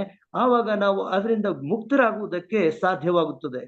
Last week I was sharing that when the tension and worry that comes to you, what you should say, worry so much that worry will worry you no more, and you need to pray with petition and thanksgiving. 3 medicine which I was sharing last week. You need to take it in order to overcome that. ನಾನು ಕಳೆದ ಒಂದು ವಾರದಲ್ಲಿ ಹೇಳ್ತಾ ಇದ್ದೆ, ಸಮಸ್ಯೆಗಳು ಎದುರಾದಾಗ ಸಮಸ್ಯೆಗಳನ್ನ ನಾವು ಎದುರಿಸಬೇಕಾಗುತ್ತೆ. ಆ ಸಮಸ್ಯೆಗಳಿಂದ ನಾವು ಮುಕ್ತರಾಗ್ತೇವೆ. ಆವಾಗ ದೇವರಿಗೆ ನಾವು ಪ್ರಾರ್ಥನೆ ವಿಜ್ಞಾಪನೆಗಳನ್ನ ಸಲ್ಲಿಸಬೇಕಾಗತ್ತೆ. ಅದಕ್ಕಿಂತಲೂ ಹೆಚ್ಚಾದ ರೀತಿಯಲ್ಲಿ ಕೃತಜ್ಞತೆಯನ್ನ ನಾವು ಹೇಳಿದ್ರೆ ಆ ಸಮಸ್ಯೆಗಳಿಗೆ ನಿಜವಾಗಿಯೂ ನಮಗೆ ಸಂತೋಷದ ಜೀವನ ದೊರಕುತ್ತೆ. Those 3 medicines which I was telling, prayer, petition and thanksgiving. ಇಲ್ಲಿ 3 ಒಂದು ಔಷಧಗಳನ್ನ ಹೇಳಿದೆ, ಪ್ರಾರ್ಥನೆ, ವಿಜ್ಞಾಪನೆ ಮತ್ತು ಕೃತಜ್ಞತಾಸ್ತುತಿ. So today again, when we are pondering on this, that in this world there is trouble. Trouble is part of life. But Jesus is telling, take heart, I have overcome the world. Why? Because he wants to inspect our life. He wants to correct our life. And he also wants to direct our life. ನೋಡಿ, ಈ ಲೋಕದಲ್ಲಿ ನಾವು ಜೀವಿಸುತ್ತಿರುವಾಗ ಸಮಸ್ಯೆಗಳು ನಮ್ಮ ಜೀವಿತದ ಭಾಗವಾಗಿರುತ್ತವೆ. ಆ ಸಮಸ್ಯೆಗಳಿಂದ ದೇವರು ನಮ್ಮನ್ನ ಪರಿಶೀಲಿಸುವಂತವನಾಗಿರುತ್ತಾನೆ ಮತ್ತು ಅದನ್ನ ತಿದ್ದು ನಡೆಸುವಂತವನಾಗಿರುತ್ತಾನೆ. ಹಾಗೆ ನಮ್ಮನ್ನ ಸರಿಯಾದ ಮಾರ್ಗಕ್ಕೆ ಹಚ್ಚಿ ಬೇಕಾದಂತ ಮಾರ್ಗದರ್ಶನವನ್ನು ಸಹ ನೀಡುವಂತವನಾಗಿರುತ್ತಾನೆ. Psalms 32 verse 8 tells, I will instruct you and teach you in the way you should go. I will guide you with my eyes. ಕೀರ್ತನೆ 32:8 ಹೀಗೆ ಹೇಳುತ್ತದೆ, ಯೆಹೋವನು ನಿನ್ನನ್ನು ಉಪದೇಶಿಸಿ ನಡೆಯಬೇಕಾದ ಮಾರ್ಗವನ್ನು ತಿಳಿಸುವೆನು, ನಿನ್ನನ್ನು ಕಟಾಕ್ಷಿಸಿ ಆಲೋಚನೆ ಹೇಳುವೆನು ಅನ್ನುತ್ತಾನೆ. So I will instruct you and teach you in the way you should go, and I will guide you with my eyes. ನೀನು ನಡೆಯಬೇಕಾದ ಮಾರ್ಗವನ್ನ ನಾನು ಉಪದೇಶಿಸಿ ಅದನ್ನ ನಿನಗೆ ತಿಳಿಸ್ಕೊಡ್ತೇನೆ, ನಿನ್ನ ಆಲೋಚನೆಗಳನ್ನು ಸಹ ನಾನು ಕಟಾಕ್ಷಿಸ್ತೇನೆ ಎಂಬುದಾಗಿ ದೇವರು ಇಲ್ಲಿ ಹೇಳುವಂತವನಾಗಿದ್ದಾನೆ. So when we look at, when our perspective is changed, then the trouble will not eat us up, but we will finish the trouble and live a life with a different perspective where God will inspect us, correct us, and direct our ways. ಸಮಸ್ಯೆಗಳು ಬಂದಾಗ ಆ ಸಮಸ್ಯೆಗಳ ಒಂದು ಯಾವ ದೃಷ್ಟಿಕೋನದಲ್ಲಿ ನಾವು ನೋಡ್ತೇವೆ, ಅದನ್ನ ಹೇಗೆ ಸ್ವೀಕಾರ ಮಾಡ್ತೇವೆ ಅನ್ನೋದು ಮುಖ್ಯವಾಗುತ್ತೆ. ಅಲ್ಲಿ ನಾವು ಹೇಗೆ ಸ್ವೀಕಾರ ಮಾಡಬೇಕು ಅಂದ್ರೆ, ದೇವರು ನಮ್ಮನ್ನ ಪರಿಶೀಲಿಸಲಿಕ್ಕೆ ಸಾಧ್ಯವಾಗುತ್ತೆ, ಇದರಿಂದ ನಮ್ಮನ್ನ ಸರಿಪಡಿಸ್ಲಿಕ್ಕೆ, ತಿದ್ದಲಿಕ್ಕೆ ಸಾಧ್ಯವಾಗುತ್ತೆ. ಹಾಗೆ ನಮಗೆ ಬೇಕಾದಂತ ಮಾರ್ಗದರ್ಶನವನ್ನು ಸಹ ಆತನ ಕೊಡ್ಲಿಕ್ಕೆ ನಮಗೆ ಅನುಕೂಲ ಆಗುತ್ತೆ ಅಂತ ನಾವು ಯಾವಾಗ್ಲೂ ಆ ದೃಷ್ಟಿಕೋನದಿಂದ ನೋಡ್ಬೇಕಾಗುತ್ತೆ ಸಮಸ್ಯೆಗಳನ್ನ. Many of the people, they are very much sad and upset and troubled because they do not have a job. ಅನೇಕರು ತಮಗೆ ಒಂದು ಕೆಲಸ ಮಾಡ್ಲಿಕ್ಕೆ ಒಂದು ಕೆಲಸ ಕಸುಬಿಲ್ದಿರೋ ಕಾರಣಕ್ಕೋಸ್ಕರ ಬಹಳ ದುಃಖವಾಗಿರ್ತಾರೆ, ಬಹಳ ಅವ್ರ ಬೇಸರದಿಂದ ಆ ಜೀವಿತವನ್ನ ಕಳೀತಾ ಇರ್ತಾರೆ. Just ಕೆಲಸ ಇಲ್ಲ. Yeah, because they do not have a job, so they go on to depression, and sometimes people also end their life because they do not have a job, they do not have income, they do not have a source of living with them. And we have heard about that. But yesterday I read a different article in the newspaper. ಅನೇಕ ಸಲ ಜನರು ಹೀಗೆ ಕೆಲಸ ಇಲ್ದಿರೋ ಕಾರಣದಿಂದ, ಅವರಿಗೆ ಸರಿಯಾದ ಆದಾಯ ಇಲ್ದಿರೋ ಕಾರಣದಿಂದ, ಜೀವನವನ್ನ ನಿರ್ವಹಿಸ್ಲಿಕ್ಕೆ ಬೇಕಾದಂತ ಹಣ ಇಲ್ದಿರೋ ಕಾರಣಕ್ಕೋಸ್ಕರ ಅವ್ರೇನ್ ಮಾಡ್ತಾರೆ, ಖಿನ್ನರಾಗ್ತಾರೆ. ಆ ಖಿನ್ನತೆಗೆ ಒಳಗಾಗಿ ಅನೇಕರು ತಮ್ಮ ಜೀವಿತವನ್ನು ಸಹ ಕೊನೆಗೊಳಿಸ್ಕೊಳ್ತಾರೆ. ಆದ್ರೆ ನಿನ್ನೆ ನಾನು ಓದಿದಂತ ಒಂದು ವಿಷಯ ಬಹಳ ಒಂದು ವಿಶೇಷವಾದ ರೀತಿಯಲ್ಲಿದೆ. And the article is very disturbing to me when I read that. ಈ ಒಂದು ವಿಷಯ ಆ ಓದಿದಂತ ವಿಷಯ ಬಹಳ ನನಗೆ ಒಂದು ದುಃಖವನ್ನ ಬೇಸರವನ್ನ ತರಿಸುವಂತದ್ದಾಗಿತ್ತು. And the article tells a 25-year-old woman working with an IT company died by suicide after jumping from the 21st floor of a residential building in Pune. ಇಲ್ಲಿ ಪುಣೆಯಲ್ಲಿ ನಡೆದಂತ ಒಂದು ವಿಷಯ, ಒಬ್ಬ 25 ವರ್ಷದ ಯುವಕ IT ಕಂಪನಿಯಲ್ಲಿ ಕೆಲಸ ಮಾಡ್ತಾ ಇದ್ನು. ಆತನು 21ನೇ ಮಾಡಿ ಆ ಒಂದು ಇದ್ದಂತ ರೆಸಿಡೆನ್ಷಿಯಲ್ ಏನಿದೆ ಅಪಾರ್ಟ್ಮೆಂಟ್, ಅದ್ರ 21 ಮಾಡಿಯಿಂದ ಆತನು ಹಾರ್ಕೊಂಡು ತನ್ನ ಜೀವನವನ್ನ ಅಂದ್ರೆ ಆತ್ಮಹತ್ಯೆ ಮಾಡ್ಕೊಂಡು ಅಂತ ವಿಷಯವನ್ನ ನೋಡಿ ನನಗೆ ಬಹಳ ಆಯ್ತು. This 25-year-old woman, she has a job, she is an IT professional and she was working in an IT company, but still she committed suicide jumping from 21st floor.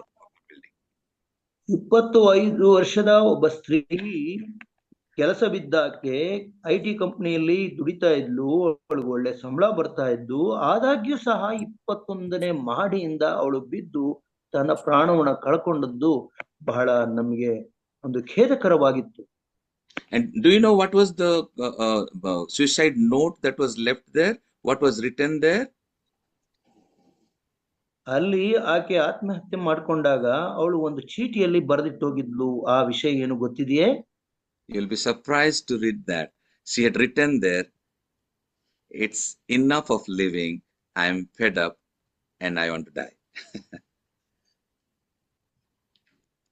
ಇಲ್ಲಿ ಇದನ್ನ ಓದುವಾಗ ನಿಮಗೆ ಬಹಳ ಆಶ್ಚರ್ಯ ಆಗುತ್ತೆ. ಆಕೆ ಏನ್ ಬರೆದಾಳೆ ಅಂದ್ರೆ, ನನಗೆ ಎಲ್ಲವೂ ದೊರಕಿದೆ, ಎಲ್ಲವಕ್ಕೂ ಯಾವುದಕ್ಕೂ ಕೊರತೆ ಇಲ್ಲ, ಆದ್ರೆ ಇದರಲ್ಲಿ ನನಗೆ ಯಾವುದೇ ಸಂತೋಷ ಇಲ್ಲ, ಹಾಗಾಗಿ ನಾನು ಸೂಸೈಡ್ ಮಾಡ್ಕೊಳ್ತಾ ಇದ್ದೀನಿ ಅಂದ್ರೆ.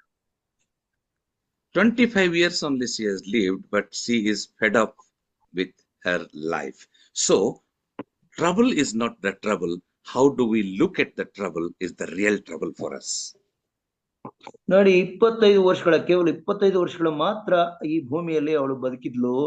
ಅಷ್ಟರಲ್ಲಿ ಅವಳಿಗೆ ಈ ಜೀವನವೇ ಬೇಡ ಅಂತ ಅನಿಸ್ಬಿಡ್ತು. ಇದರಲ್ಲಿ ನಾವು ತಿಳ್ಕೊಳ್ಬೇಕಾಗಿದೆ ಏನಂದ್ರೆ, ಸಮಸ್ಯೆಗಳನ್ನ ನಾವು ಯಾವ ರೀತಿ ತಗೊಳ್ತೇವೆ ಅನ್ನೋದು ಮುಖ್ಯವಾಗುತ್ತೋ ಹೊರತು ಸಮಸ್ಯೆ ಏನು ನಮ್ಮನ್ನ ಅದು ಮುಖ್ಯವಾಗಲ್ಲ. So Jesus reminds us, in this world you have trouble, but take heart, I have overcome the world. ಯೇಸು ಕ್ರಿಸ್ತನು ನಮಗೆ ಜ್ಞಾಪಕ ಪಡಿಸುವಂತವನಾಗಿದ್ದಾನೆ, ಈ ಲೋಕದಲ್ಲಿ ನಿಮಗೆ ಕಷ್ಟ ಸಂಕಟಗಳು ಉಂಟು, ಧೈರ್ಯವಾಗಿರಿ, ನಾನು ಇದನ್ನ ಜಯಿಸಿದ್ದೇನೆ ಎಂಬುದಾಗಿ ಅವನು ಆಶ್ವಾಸನೆಯನ್ನು ಕೊಡುವಂತವನಾಗಿದ್ದಾನೆ. So we need to look at the trouble from a different perspective. When we understand that trouble is to inspect our life, trouble is to correct our life, trouble is also that to direct our life. ಜೀವಿತದಲ್ಲಿ ನಮಗೆ ಈ ತರದ ಸಮಸ್ಯೆಗಳು ಎದುರಾದಾಗ, ಸಮಸ್ಯೆಗಳು ನಮ್ಮ ಜೀವನದಲ್ಲಿ ಅವುಗಳು ನಮ್ಮ ಒಂದು ಅವಿಭಾಜ್ಯ ಅಂಗವಾಗಿರುವಾಗ, ಆ ಸಮಸ್ಯೆಗಳಿಂದಲೇ ದೇವರು ನಮ್ಮನ್ನ ಪರಿಶೀಲಿಸುವಂತವನಾಗಿರುತ್ತಾನೆ, ಹಾಗೆ ನಮ್ಮನ್ನ ತಿದ್ದುವಂತವನಾಗಿರುತ್ತಾನೆ, ನಂತರ ನಮಗೆ ಮಾರ್ಗದರ್ಶನವನ್ನು ಸಹ ನೀಡುವಂತವನಾಗಿರುತ್ತಾನೆ ಎಂಬುದಾಗಿ ನಾವು ಅರ್ಥಕೊಳ್ಳಬೇಕಾಗಿದೆ. As we read in Psalm 32:8, is written, I will instruct you and teach you in the way you should go. I will guide you with my eyes. ಇಲ್ಲಿ ಕೀರ್ತನೆ 32ನೇ ಅಧ್ಯಾಯ 8ನೇ ವಾಕ್ಯದಲ್ಲಿ ಹೇಳುವಾಗೆ, ನಾನು ನಿನಗೆ ಉಪದೇಶ ಮಾಡುತ್ತೇನೆ, ನಿನ್ನ ನಡೆಯಬೇಕಾದ ಮಾರ್ಗದಲ್ಲಿ ನಾನು ತಿಳಿಸ್ತೇನೆ, ನಿನ್ನನ್ನ ಕಟಾಕ್ಷಿಸಿ ನಿನ್ನ ಆಲೋಚನೆಯನ್ನ ನಾನು ಹೇಳುತ್ತೇನೆ ಎಂಬುದಾಗಿ ಇಲ್ಲಿ ವಾಕ್ಯ ಹೇಳುವಂತದ್ದಾಗಿದೆ. Again, if we look at Isaiah chapter 43 verse, a couple of verses, it tells the same thing, that I have called you by your name and you are mine. ಯೆಶಾಯ 43ನೇ ಅಧ್ಯಾಯದಲ್ಲಿ ನಾವು ನೋಡುವಂತಾಗಿದೆ, ನಿನ್ನನ್ನ ಹೆಸರು ಹಿಡಿದು ನಾನು ಕರೆಯುತ್ತೇನೆ, ನಿನ್ನ ಹೆಸರು ನನಗೆ ಗೊತ್ತಿದೆ ಎಂಬುದಾಗಿ ಆತನು ಹೇಳುವನಾಗಿದ್ದಾನೆ. So he is describing there in 43 verse 2 the different types of troubles that comes when you pass through the waters, when you pass through the rivers, and then when you walk through the fire. So different troubled experiences are mentioned there, and there it is told When you pass through the water, I'll be with you. When you go through the river, they will not overflow you. When you walk through the fire, you shall not be burnt, nor shall the flame scorch you, because I am with you. ಇಲ್ಲಿ ಯೆಶಾಯ 43ನೇ ಅಧ್ಯಾಯ 2ನೇ ವಾಕ್ಯದಲ್ಲಿ ಹೀಗೆ ಹೇಳುವಂತದ್ದಾಗಿದೆ. ಇಲ್ಲಿ ಅನೇಕ ಕಷ್ಟ, ಸಂಕಟ, ಸಮಸ್ಯೆಗಳಲ್ಲಿ ಸಿಲುಕಿಕೊಂಡ ಭಕ್ತನ ಹೇಳುವಂತ ಮಾತುಗಳು ಇಲ್ಲಿ ಬರೆಯಲ್ಪಟ್ಟಿವೆ. ನೀನು ನನ್ನವನೇ, ನೀನು ಜಲರಾಶಿಯನ್ನು ಹಾದು ಹೋಗುವಾಗ ನಾನು ನಿನ್ನ ಸಂಗಡ ಇರುವೆನು. ನದಿಗಳನ್ನು ದಾಟುವಾಗ ಅವು ನಿನ್ನನ್ನು ಮುಳುಗಿಸವು. ಉರಿಯಲ್ಲಿ ನಡೆಯುವಾಗ ನೀನು ಕಂದದಿರುವೆ. ಜ್ವಾಲೆಯು ನಿನ್ನನ್ನು ದಹಿಸದು. ಯೆಹೋವನೆಂಬ ನಾನು ನಿನ್ನ ದೇವರಾಗಿದ್ದೇನಷ್ಟೇ. ಇಸ್ರಾಯೇಲ್ಯರ ಸದಮಲ ಸ್ವಾಮಿಯಾದ ನಾನು ನಿನ್ನ ರಕ್ಷಕನು ಎಂಬುದಾಗಿ ಹೇಳುತ್ತಾನೆ, ಭರವಸೆ ಕೊಡುತ್ತಾನೆ. So trouble is not the trouble for us. How do we look at the trouble and take the decisions becomes the real trouble for us. ಸಮಸ್ಯೆ ನಮಗೆ ಎಂದು ಸಮಸ್ಯೆಯಾಗಿ ಕಾಡುವುದಿಲ್ಲ, ಆದರೆ ಆ ಸಮಸ್ಯೆಯನ್ನ ಯಾವ ದೃಷ್ಟಿಕೋನದಲ್ಲಿ ನೋಡುತ್ತೇವೆ ಎಂಬುದು ತಾನೇ ನಿಜವಾದ ಸಮಸ್ಯೆ ಆಗಿರುತ್ತದೆ. And so that's why we need to understand very clearly, when the trouble comes in our life, then those troubles are to inspect us, to correct us, to direct us, and not only that, to protect us also. ನೋಡಿ, ಸಮಸ್ಯೆಗಳು ಬಂದಾಗ ನಾವು ಆ ಸಮಸ್ಯೆಗಳು ನಮ್ಮ ಒಂದು ತಿದ್ದುಪಾಟಿಗೋಸ್ಕರ ಬಂದಿವೆ, ನಮಗೆ ಮಾರ್ಗದರ್ಶನ ನೀಡುವುದಕ್ಕೆ ಬಂದಿವೆ, ಹಾಗೆ ನಮ್ಮನ್ನು ಸಂರಕ್ಷಿಸುವುದಕ್ಕೂ ಸಹ ಈ ಸಮಸ್ಯೆಗಳಿಂದ ಸಾಧ್ಯವಾಗುತ್ತದೆ ಎಂಬುದನ್ನು ನಾವು ತಿಳ್ಕೋಬೇಕಾಗಿದೆ. So here God himself is telling that when you pass through the difficult times, or passing through the waters, passing through the fire, all these difficult times that is mentioned there, I will with you, I will protect you. ಎಲ್ಲಾ ಒಂದು ಈ ಕಷ್ಟಗಳ ಸಂಕಟಗಳ ಕಾಲದಲ್ಲಿ ದೇವರು ನಮ್ಮ ಜೊತೆಗಿದ್ದಾನೆ ಎಂಬುದಾಗಿ ಇಲ್ಲಿ ವಾಕ್ಯವು ಯೆಶಾಯದಲ್ಲಿ ಹೇಳುವಂತದ್ದಾಗಿದೆ. ನೀನು ನದಿಗಳನ್ನು ದಾಟುವಾಗ, ನೀನು ಜಲರಾಶಿಯನ್ನು ಹಾದು ಹೋಗುವಾಗ, ನೀನು ಉರಿಯಲ್ಲಿ ನಡೆಯುವಾಗ, ಜ್ವಾಲೆಯಲ್ಲಿರುವಾಗ ನಾನು ನಿನ್ನ ಜೊತೆ ಇರ್ತೇನೆ ಎಂಬುದಾಗಿ ದೇವರು ನಮಗೆ ಭರವಸೆಯನ್ನ ಕೊಡುವನಾಗಿದ್ದಾನೆ.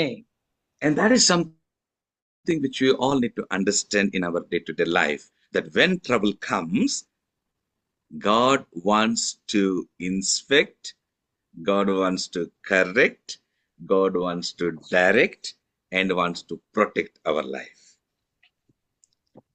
ಸಮಸ್ಯೆಗಳು ಬಂದಾಗ ನಾವು ಯಾವುದನ್ನ ಅರ್ಥ ಮಾಡಿಕೊಳ್ಬೇಕು ಅಂತಂದ್ರೆ, ದೇವರು ನಮ್ಮನ್ನ ಪರಿಶೋಧಿಸುವಂತವನಾಗಿ ಇರ್ತಾನೆ. ಅದರಿಂದ ನಮ್ಮನ್ನ ತಿದ್ದುಪಾಟು ಮಾಡಿ ನಮ್ಮನ್ನ ಪಾಠ ಹೇಳ್ಕೊಡುವನಾಗಿದ್ದಾನೆ. ಹಾಗೆ ನಮಗೆ ಬೇಕಾದಂತ ಮಾರ್ಗದರ್ಶನವನ್ನು ಸಹ ಕೊಡುವನಾಗಿದ್ದಾನೆ. ನಂತರ ನಮ್ಮನ್ನು ಇವುಗಳಿಂದ ಸಂರಕ್ಷಿಸಲು ಸಹ ದೇವರು ಮುಂದೆ ಬರುವನಾಗಿದ್ದಾನೆ ಎಂಬುದಾಗಿ ತಿಳ್ಕೊಳ್ಬೇಕು. Because people are there around us who bring a lot of trouble and tension to us. ಯಾಕಂತಂದ್ರೆ ನಮ್ಮ ಸುತ್ತ ಇರುವಂತಹ ಜನರು ಬಹಳ ಸಮಸ್ಯೆಗಳಲ್ಲಿ ಬಹಳ ಉದ್ವಿಗ್ನರಾಗಿ ಅವರು ಜೀವನ ಮಾಡ್ತಾ ಇರ್ತಾರೆ. Whether it is in the office, my colleagues might bring trouble to me. ನಮ್ಮ ಕಾರ್ಯಾಲಯಗಳಲ್ಲಿ, ನಾವು ಕೆಲಸ ಮಾಡುವಂತ ಕಚೇರಿಗಳಲ್ಲಿ ನಮ್ಮ ಸಹೋದ್ಯೋಗಿಗಳು ನಮ್ಮನ್ನ ಕಾಡ್ತಾ ಇರ್ತಾರೆ ಸಮಸ್ಯೆಗಳಿಂದ. When in the community where we live, maybe my neighbor might bring trouble to me. ನಾವು ಸಮುದಾಯದಲ್ಲಿ ಜೀವನ ಮಾಡ್ತಾ ಇರುವಾಗ ನಮ್ಮ ನೆರೆ ಹೊರೆಯವರು ನಮ್ಮನ್ನ ಸಮಸ್ಯೆಗೆ ಒಡ್ತಾ ಇರ್ತಾರೆ. When in the church, my believers might bring trouble to me. ನಾವು ಸಭೆಯಲ್ಲಿರುವಾಗ ನಮ್ಮ ಜೊತೆ ಇರುವಂತಹ ಸಹ ವಿಶ್ವಾಸಿಗಳು ನಮಗೆ ಕಾಟ ಕೊಡ್ತಾ ಇರ್ತಾರೆ. And in my own family, my siblings might bring trouble to me. ನನ್ನ ಮನೆಯಲ್ಲಿಯೇ ನನ್ನ ಅಣ್ಣ ತಮ್ಮದರು ನನಗೆ ಆ ತರದ ಒಂದು ಸಮಸ್ಯೆಗಳನ್ನ ಒಡ್ತಾ ಇರ್ತಾರೆ. And that's why when the trouble came in the lives of Joseph, then in Genesis chapter 50 verse 20, what he says, he tells there, but as for you, you meant evil against me, but God meant it for good. ಇಲ್ಲಿ ಅದೇ ತರನಾದ ತನ್ನ ಜೀವಿತದಲ್ಲಿ ಬರೀ ಸಮಸ್ಯೆಗಳನ್ನೇ ಎದುರಿಸುತ್ತು ಹೋದಂತಹ ಯೋಸೇಫನು ಹೀಗೆ ಹೇಳುವಂತವನಾಗಿದ್ದಾನೆ. Please tell me the text. Genesis 50:20, chapter 50 verse 20. ಇಲ್ಲಿ ನೀವಂತೂ ನನಗೆ ಕೇಡಾಗಬೇಕೆಂದು ಎಣಿಸಿದ್ದೀರಿ, ಆದರೆ ದೇವರು ಮೇಲಾಗಬೇಕೆಂದು ಸಂಕಲ್ಪಿಸಿದನು ಎಂಬುದಾಗಿ ಆ ಬಂದಂತಹ ಆ ಸಮಸ್ಯೆಯನ್ನ ಅವನು ಸಕಾರಾತ್ಮಕವಾಗಿ ತೆಗೆದುಕೊಳ್ಳುವುದನ್ನ ನಾವು ನೋಡ್ತೇವೆ ಯೋಸೇಫನು. So he's very clearly telling, you meant evil against me, but God meant it for good. ಹೆದರಬೇಡ್ರಿ, ನಾನೇನು ದೇವರ ಪ್ರತಿನಿಧಿಯೇ, ನೀವಂತೂ ನನಗೆ ಕೇಡಾಗಬೇಕೆಂದು ಎಣಿಸಿದ್ದೀರಿ, ಆದ್ರೆ ದೇವರು ಮೇಲಾಗಬೇಕೆಂದು ಸಂಕಲ್ಪಿಸಿದನು ಎಂಬುದಾಗಿ ಆತನು ಅವರನ್ನ ಸಮಾಧಾನ ಪಡಿಸುತ್ತಾನೆ ಅಣ್ಣ ತಮ್ಮಂದ್ರನ್ನ. So we know Joseph's story, right? How he had to pass through difficult times. His own brothers did it for his own brothers did it for him. ಆತನ ಅಣ್ಣಂದಿರು ತಮ್ಮಂದಿರು ಅವನಿಗೆ ಕೊಟ್ಟ ಸಮಸ್ಯೆ, ಯಾವ ರೀತಿ ಅವನ ಸಮಸ್ಯೆಗೆ ಸಿಕ್ಕಾಕೊಂಡು ಯಾವ ರೀತಿ ಅವನ ಜೀವಿತದಲ್ಲಿ ಎಲ್ಲಾ ಕಷ್ಟಗಳನ್ನ ದಾಟಿ ಬಂದನು ಅನ್ನೋದನ್ನ ನಾವು ನೋಡಿದ್ದೇವೆ. The trouble was there for Joseph, not from outside, it's from his own siblings. ಆತನಿಗೆ ಹೊರಗಡೆಯಿಂದ ಹೊರ ಜನರ ಅನ್ಯರಿಂದ ಸಮಸ್ಯೆ ಉಂಟಾಗ್ಲಿಲ್ಲ, ಆದ್ರೆ ಅವನ ಸ್ವಂತ ಅಣ್ಣಂದಿರು ಅವನಿಗೆ ಸಮಸ್ಯೆ ಆಗಿದ್ರು. First they wanted to kill, but then they put him inside the well. Then they pulled out from the well and sold as a slave. Then he went to the Potiphar's house, then worked as a slave. Then in the Potiphar's house, the wife created problem. Then he had to go to the prison there, and he had to suffer for no cause of his own. It is trouble brought by others. ಇಲ್ಲಿ ಯೋಸೇಫನು ಮೊದಲು ತನ್ನ ಅಣ್ಣ ತಮ್ಮಂದರಿಂದ ಒಂದು ಮರಣಕ್ಕೆ ಗುರಿಯಾದನು, ಆದ್ರೆ ಅವನು ಒಂದು ಪಾಳು ಬಾವಿಗೆ ಎಸೆಯಲ್ಪಟ್ಟನು. ಮತ್ತೆ ಆ ಬಾವಿಯಿಂದ ಆತನು ಮೇಲಕ್ಕೆತ್ತಲ್ಪಟ್ಟು ಅವನನ್ನ ಈ ಇಷ್ಮಾಯೇಲರಿಗೆ ಅವರು ಮಾರಾಟ ಮಾಡಿದ್ರು. ಅವರು ಐಗುಪ್ತ ದೇಶದಲ್ಲಿ ಪೋಟಿಫರನಿಗೆ ಮಾರಾಟ ಮಾಡಿದ್ರು. ಪೋಟಿಫರನ ಮನೆಯಲ್ಲಿ ಪೋಟಿಫರನ ಹೆಂಡತಿಯಿಂದ ಆತನಿಗೆ ಶಿಕ್ಷೆ ಆಯ್ತು. ಆತನು ಸೆರೆಮನೆಗೆ ಹೋಗಬೇಕಾಯ್ತು. ಸೆರೆಮನೆಯಲ್ಲಿ ಬಹಳ ಕಷ್ಟಗಳನ್ನ ಆತನು ಯಾವುದೇ ತಪ್ಪು ಮಾಡಿದ್ರು ಸಹ ಪಡಬೇಕಾಯ್ತು. ಹೀಗೆ ಸಮಸ್ಯೆಗಳ ಮಧ್ಯದಲ್ಲಿಯೇ ಆತನು ಜೀವಿಸುವಂತಾಯ್ತು. ಇದು ಬೇರೆಯವರಿಂದಲ್ಲ, ಸ್ವತಃ ತನ್ನ ಅಣ್ಣಂದಿರಿಂದ. So when the trouble comes in your life, Joseph understood that trouble is there to inspect me, to correct me, to direct me, to protect me, and not only that, to perfect me. ಇಲ್ಲಿ ಸಮಸ್ಯೆಗಳನ್ನ ಎದುರಿಸಿದಂತ ಯೋಸೇಫನ ನಾವು ನೋಡುವಾಗ ಸಮಸ್ಯೆಗಳು ನಮಗೆ ನಮ್ಮ ಜೀವಿತವನ್ನ ನಮ್ಮನ್ನ ನಾವು ನಮ್ಮ ಸತ್ವ ಪರೀಕ್ಷೆಗೋಸ್ಕರ ನಮ್ಮನ್ನ ಪರಿಶೋಧಿಸುವುದಕ್ಕೋಸ್ಕರ ಅವು ಬರ್ತವೆ. ನಂತರ ಅವು ನಮ್ಮನ್ನ ತಿದ್ದಿಸಿಕೊಳ್ಳಲು ಸಹಾಯ ಮಾಡ್ತವೆ. ನಂತರ ಅವುಗಳಿಗೆ ಬೇಕಾದಂತಹ ಮಾರ್ಗದರ್ಶನವನ್ನ ನೀಡ್ತವೆ. ಅನಂತರ ಅದು ಸಂರಕ್ಷಣೆ ಮಾಡ್ತವೆ. ಸಂರಕ್ಷಣೆ ಮಾಡುವುದಲ್ಲ, ನಮ್ಮನ್ನ ಪರಿಪೂರ್ಣತೆಗೆ ಅವು ನಮ್ಮನ್ನ ತೆಗೆದುಕೊಂಡು ಹೋಗ್ತವೆ ಅನ್ನೋದನ್ನ ನಾವು ತಿಳ್ಕೊಳ್ಬೇಕಾಗಿದೆ. Now look at Joseph's life. What happened? He was just an ordinary son, loved by the father. But now, how God took him through all these problems, how he perfected him, for which Joseph tells that God meant it for good in order to bring it about as it is this day, to save many people's life. ಇಲ್ಲಿ ಒಬ್ಬ ಮುದ್ದಿನ ಮಗನಾಗಿ ಯೋಸೇಫನು, ಯಾಕೋಬನ ಮುದ್ದಿನ ಮಗನಾಗಿ ಅವನು ಎಲ್ಲ ಚೆನ್ನಾಗಿ ಬೆಳೆದಿದ್ರು. ಆದ್ರೆ ಈ ಸಮಸ್ಯೆಗಳು ಅವನನ್ನ ಯಾವ ಮಟ್ಟಕ್ಕೆ ಪರಿಪೂರ್ಣವಾಗಿ ಬೆಳೆಸಿದವು ಅಂತಂದ್ರೆ, ಅವನು ಕಡೆಯದಾಗಿ ಅವನು ಈ ಸಮಸ್ಯೆಗಳಿಂದ ಹೇಳುವಂಥದ್ದು, ನೀವು ಏನೋ ಅಂದ್ಕೊಂಡ್ರಿ, ನನಗೋಸ್ಕರ ಕೆಟ್ಟದ್ ಮಾಡ್ಬೇಕು ಅಂದ್ಕೊಂಡ್ರಿ, ಆದ್ರೆ ದೇವ್ರು ನನಗೆ ಇದರಿಂದ ಒಳ್ಳೆಯದನ್ನೇ ಮಾಡಿದ್ನು, ನಾವೆಲ್ಲರೂ ಬದುಕೊಳ್ಳುವಂತೆ ಇದೆಲ್ಲ ಆಯ್ತು, ಹಾಗಾಗಿ ಇದು ಒಳ್ಳೆಯದಕ್ಕೆ ಆಯ್ತು ಎಂಬುದಾಗಿ ಆತನು ಹೇಳುವಂತನಾಗಿರುತ್ತಾನೆ. So God knows what is best for me. ದೇವರಿಗೆ ಗೊತ್ತು ನಮಗೆ ಅತ್ಯುತ್ತಮವಾದದ್ದು ಏನೆಂಬುದಾಗಿ. As Romans 8:28 says, in everything God works for the good of those who love him and who are called according to his purpose. ರೋಮಾಪುರದವರೆಗೆ ಬರೆದ ಪತ್ರಿಕೆ 8ನೇ ಅಧ್ಯಾಯದಲ್ಲಿ ನಾವು ಹೀಗೆ ಕಲಿಯುವರಾಗಿರ್ತೇವೆ. ಏನಂದ್ರೆ ದೇವರ ಸಂಕಲ್ಪದ ಮೇರೆಗೆ ಕರೆಯಲ್ಪಟ್ಟು ಆತನನ್ನು ಪ್ರೀತಿಸುವರ ಹಿತಕ್ಕಾಗಿ ಎಲ್ಲ ಕಾರ್ಯಗಳು ಅನುಕೂಲವಾಗುತ್ತವೆ ಎಂದು ನಾವು ತಿಳ್ಕೊಳ್ಬೇಕಾಗುತ್ತದೆ. So when the trouble comes your way, finally what you should be doing then? Proverbs 3:5 and 6. ಇಲ್ಲಿ ನಮಗೆ ಸಮಸ್ಯೆಗಳು ಬಂದಾಗ ಕಟ್ಟಕಡೆಯದಾಗಿ ನಾವು ಏನ್ ಮಾಡ್ಬೇಕಾಗಿದೆ ಅಂತಂದ್ರೆ Proverbs 3 5 and 6. 3ನೇ ಅಧ್ಯಾಯ 5 ಮತ್ತು 6ನೇ ವಚನಗಳನ್ನ ನಾವು ನೋಡ್ಬೇಕಾಗಿದೆ. What is there? Can someone read that please? ಅಲ್ಲಿ ಏನ್ ಬರ್ದಿದೆ ನೋಡ್ತೀರಾ ನೀವು? ಯಾರಾದ್ರೂ ಓದ್ತೀರಾ? ಸ್ವಬುದ್ಧಿಯನ್ನೇ ಆಧಾರ ಮಾಡಿಕೊಳ್ಳದೆ ಪೂರ್ಣ ಮನಸ್ಸಿನಿಂದ ಯೆಹೋವನಲ್ಲಿ ಭರವಸೆ ಬಿಡು. ನಿನ್ನ ಎಲ್ಲಾ ನಡವಳಿಯಲ್ಲಿ ಆತನ ಚಿತ್ತಕ್ಕೆ ವಿಧೇಯನಾಗಿರು. ಆತನೇ ನಿನ್ನ ಮಾರ್ಗವನ್ನು ಸರಾಗ ಮಾಡುವನು ಎಂಬುದಾಗಿ ಹೇಳುವಂತದ್ದಾಗಿದೆ. So in our life, when those trouble comes, let us not lean unto our own understanding, but let us trust God. And when we trust God, then what will happen? He will direct our paths. ನೋಡಿ, ನಾವು ಸಮಸ್ಯೆಗಳು ನಮಗೆ ಬಂದಾಗ, ಸಮಸ್ಯೆಗಳ ಸುಳಿಯಲ್ಲಿ ನಾವು ಸಿಲುಕಿಕೊಂಡಾಗ ನಮ್ಮ ಸ್ವಬುದ್ಧಿಯನ್ನ ನಾವು ಆಧಾರ ಮಾಡಿಕೊಳ್ಳಬಾರದು. ಆದ್ರೆ ಎಲ್ಲಾ ನಡವಳಿಯಲ್ಲಿ ಆತನ ಚಿತ್ತಕ್ಕೆ ವಿಧೇಯನಾಗಿರಬೇಕು. ಆವಾಗ ತಾನೇ ನಮ್ಮ ಮಾರ್ಗಗಳನ್ನು ಆತನು ಸರಾಗ ಮಾಡುವನಾಗಿರುತ್ತಾನೆ ಎಂಬುದಾಗಿ ಇಲ್ಲಿ ಕಲ್ತ್ಕೊಂಡು. So let us not lean unto our own understanding, but let us trust God, because in everything God works out for the good of those who love Him, who trust Him, who follow Him.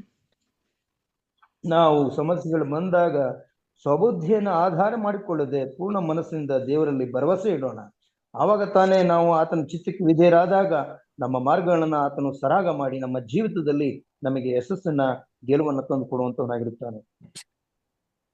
So when the trouble comes our life, let us look at differently now. Let us change our perspective of looking at the trouble, because as we look at the trouble and how do you take action, that becomes the real trouble for you or real solution for you.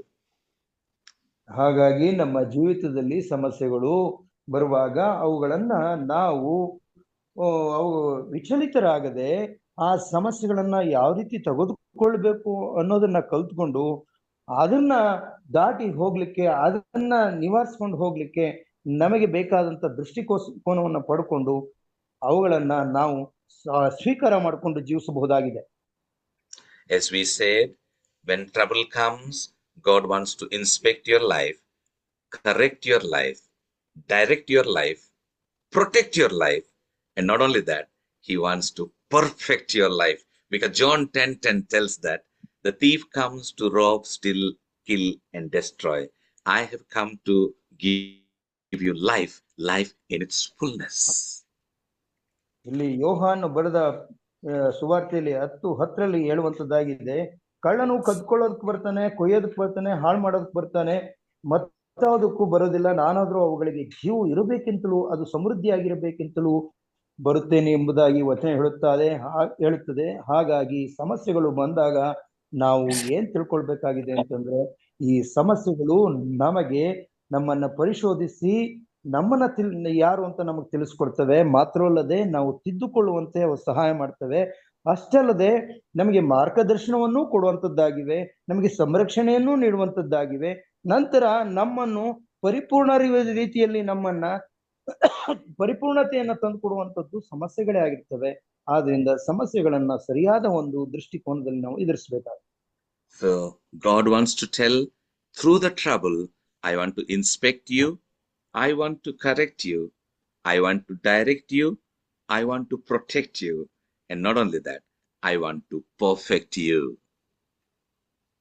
ದೇವರು ಸಮಸ್ಯೆಗಳ ಮುಖಾಂತರ ನಿನ್ನನ್ನು ಪರೀಕ್ಷಿಸುವನಾಗಿದ್ದೇನೆ, ಪರಿಶೀಲಿಸುವನಾಗಿದ್ದೇನೆ, ನಿನ್ನನ್ನು ತಿದ್ದಿ ನಡೆಸುವನಾಗಿದ್ದೇನೆ, ನಿನಗೆ ಬೇಕಾದಂತ ಮಾರ್ಗದ ಆಲೋಚನೆಗಳನ್ನ ಕೊಡುವನಾಗಿದ್ದೇನೆ. ಮಾತ್ರವಲ್ಲದೆ ಸಂರಕ್ಷಿಸಿ ನಿನ್ನನ್ನು ಪರಿಪೂರ್ಣತೆಗೆ ನಾನು ಈ ಸಮಸ್ಯೆಗಳ ಮುಖಾಂತರ ತರೋದ್ರಿಂದ ಸಮಸ್ಯೆಗಳು ಬರುವಾಗ ನಾವು ಬೇರೆಯ ದೃಷ್ಟಿಕೋನದಲ್ಲಿ ಆ ಸಮಸ್ಯೆಗಳನ್ನ ತೆಗೆದುಕೊಳ್ಬೇಕಾಗುತ್ತೆ. We will conclude with reading 1 Peter chapter 5 verse 10. ನಾವು ಮೊದಲ ಪೇತ್ರ 5ನೇ ಅಧ್ಯಾಯ 10ನೇ ವಾಕ್ಯವನ್ನ ಓದಿ ಇದನ್ನ ನಾವು ಮುಕ್ತಾಯ ಮಾಡೋಣ. Can someone read that, please? Sir, 1 Peter 5th chapter 10th verse. 10th verse. Yes, please. ಕ್ರಿಸ್ತನಲ್ಲಿ ನಿಮ್ಮನ್ನು ತನ್ನ ನಿತ್ಯ ಪ್ರಭಾವಕ್ಕೆ ಕರೆದ ಕೃಪಾಪೂರ್ಣನಾದ ದೇವರು ತಾನೇ ನೀವು ಸ್ವಲ್ಪ ಕಾಲ ಬಾಧೆಪಟ್ಟ ಮೇಲೆ ನಿಮ್ಮನ್ನು ಯೋಗ್ಯ ಸ್ಥಿತಿಗೆ ತಂದು ನೆಲೆಗೊಳಿಸಿ ಬಲಪಡಿಸುವನು. ಆತನಿಗೆ ಅಧಿಪತ್ಯವೂ ಯುಗ ಯುಗಾಂತರಗಳಲ್ಲಿಯೂ ಇರಲಿ. ಆಮೆನ್ ಎಂಬುದಾಗಿದೆ. Amen. Yes, my dear brothers and sisters. Now, when the trouble comes your way, when the trouble comes into your life, don't be overwhelmed by that, because trouble is not a trouble to you. How do you look at the trouble becomes a trouble. So let us focus on the promises of God. Let's focus on the plan of God, and let's focus on the word of God. What you speak, that would follow you. So say that, surely goodness and mercy shall follow me all the days of my life, and I will dwell in the house of the Lord forever, because Lord is my shepherd, I shall not want. ನಾವು ಸಮಸ್ಯೆಗಳು ಬಂದಾಗ ದೇವರು ಕೊಟ್ಟಿರುವಂತಹ ವಾಗ್ದಾನದ ಮೇಲೆ ಭರವಸೆ ಬಿಟ್ಟು ಅವುಗಳನ್ನ ನಾವು ಎದುರ್ಕೊಳ್ಳದೆ ಧೈರ್ಯದಿಂದ ಎದುರಿಸೋಣ. ಯಾಕಂದ್ರೆ ದೇವರು ನಮ್ಮ ಸಂಗಡವಿದ್ದಾನೆ. ಆತನು ಇವುಗಳ ಮುಖಾಂತರ ನಮ್ಮನ್ನು ತಿದ್ದಿ ನಡೆಸುವಂತವನಾಗಿದ್ದಾನೆ, ರೂಪಿಸುವಂತವನಾಗಿದ್ದಾನೆ.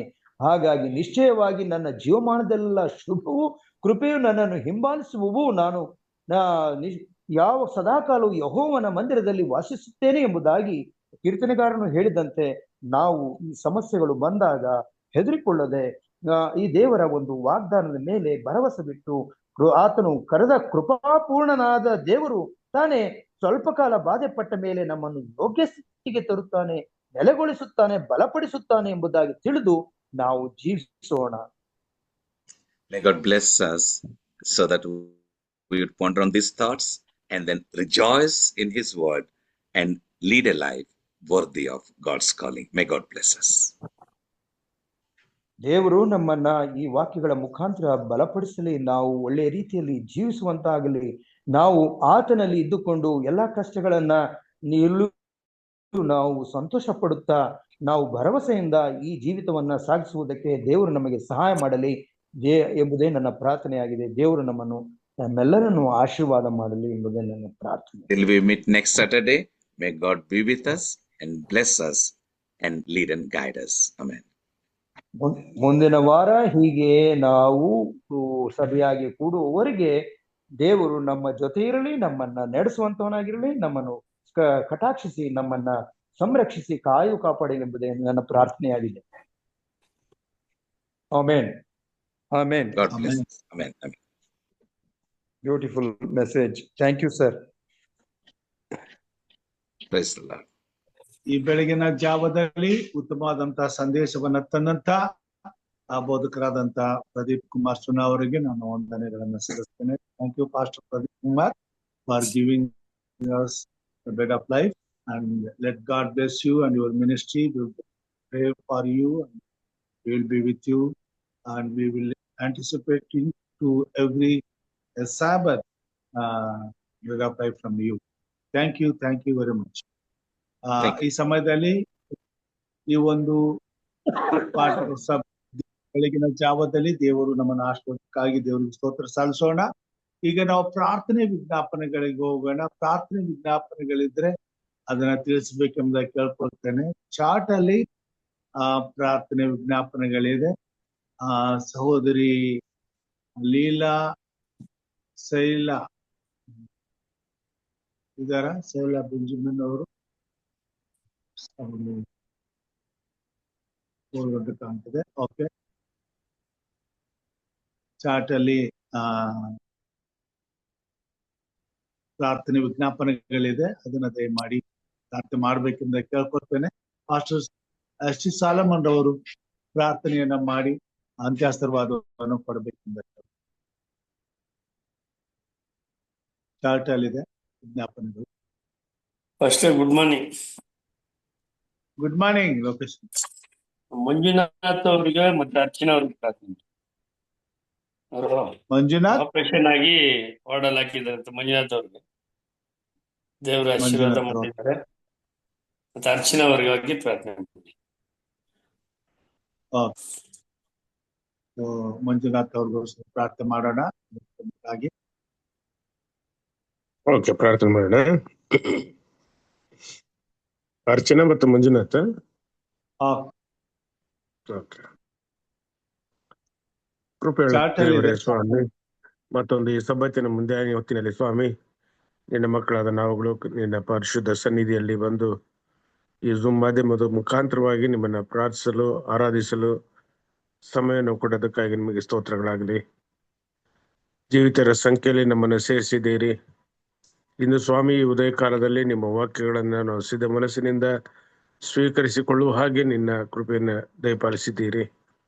ವಿಶೇಷವಾಗಿ ಈ ವಾಕ್ಯಗಳನ್ನು ಹಂಚಿಕೊಟ್ಟಂತ ನಿನ್ನ ಪ್ರಿಯ ದಾಸರಂತ ಪ್ರದೀಪ್ ಸುನಾ ಅವ್ರನ್ನ ಆಶೀರ್ವಾದ ಮಾಡು ಕರ್ತನೆ. ಅವರ ಸೇವೆಯನ್ನ ಬಲಪಡಿಸು ಮತ್ತು ಅವರು ಪ್ರಸಂಗಿಸಿದ ಈ ಒಂದು ವಾಕ್ಯಗಳು ನಮ್ಮ ಜೀವಿತದಲ್ಲಿ ನಿತ್ಯವೂ ಉಳಿಯುವ ಹಾಗೆ ನೀನು ಕೃಪೆ ತೋರಿಸು ದೇವರೇ.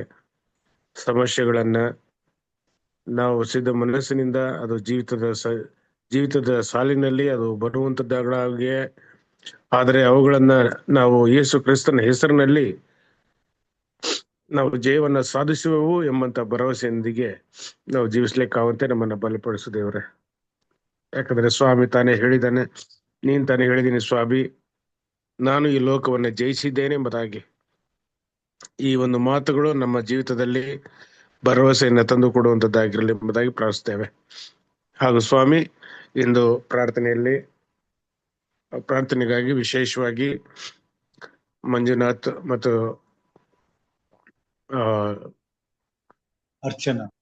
ಅರ್ಚನಾ ಅವರಿಗಾಗಿ ಪ್ರಾರ್ಥಿಸ್ತೇನೆ ಸ್ವಾಮಿ. ಪ್ರಿಯ ಮಕ್ಕಳನ್ನ ಆಶೀರ್ವದಿಸು. ಅವ್ರು ಯಾವ್ಯಾವ ಸಮಸ್ಯೆಗಳನ್ನು ಇಟ್ಕೊಂಡಿದ್ದಾರೋ ಗೊತ್ತಿಲ್ಲ ಸ್ವಾಮಿ, ಆ ಸಮಸ್ಯೆಗಳಿಂದ ಅವ್ರಿಗೆ ಬಿಡುಗಡೆಯನ್ನು ಕೊಡು. ಹಾಗೂ ಇಲ್ಲಿ ಚಾರ್ಟ್ ನಲ್ಲಿ ಹಾಕಿರ್ತಕ್ಕಂಥ ಕೆಲವು ವಿಜ್ಞಾಪನೆಗಳಿದೆ, ಅವುಗಳನ್ನ ನಾವು ನೆನ್ಪು ಮಾಡ್ಕೊಳ್ತೇವೆ ಸ್ವಾಮಿ.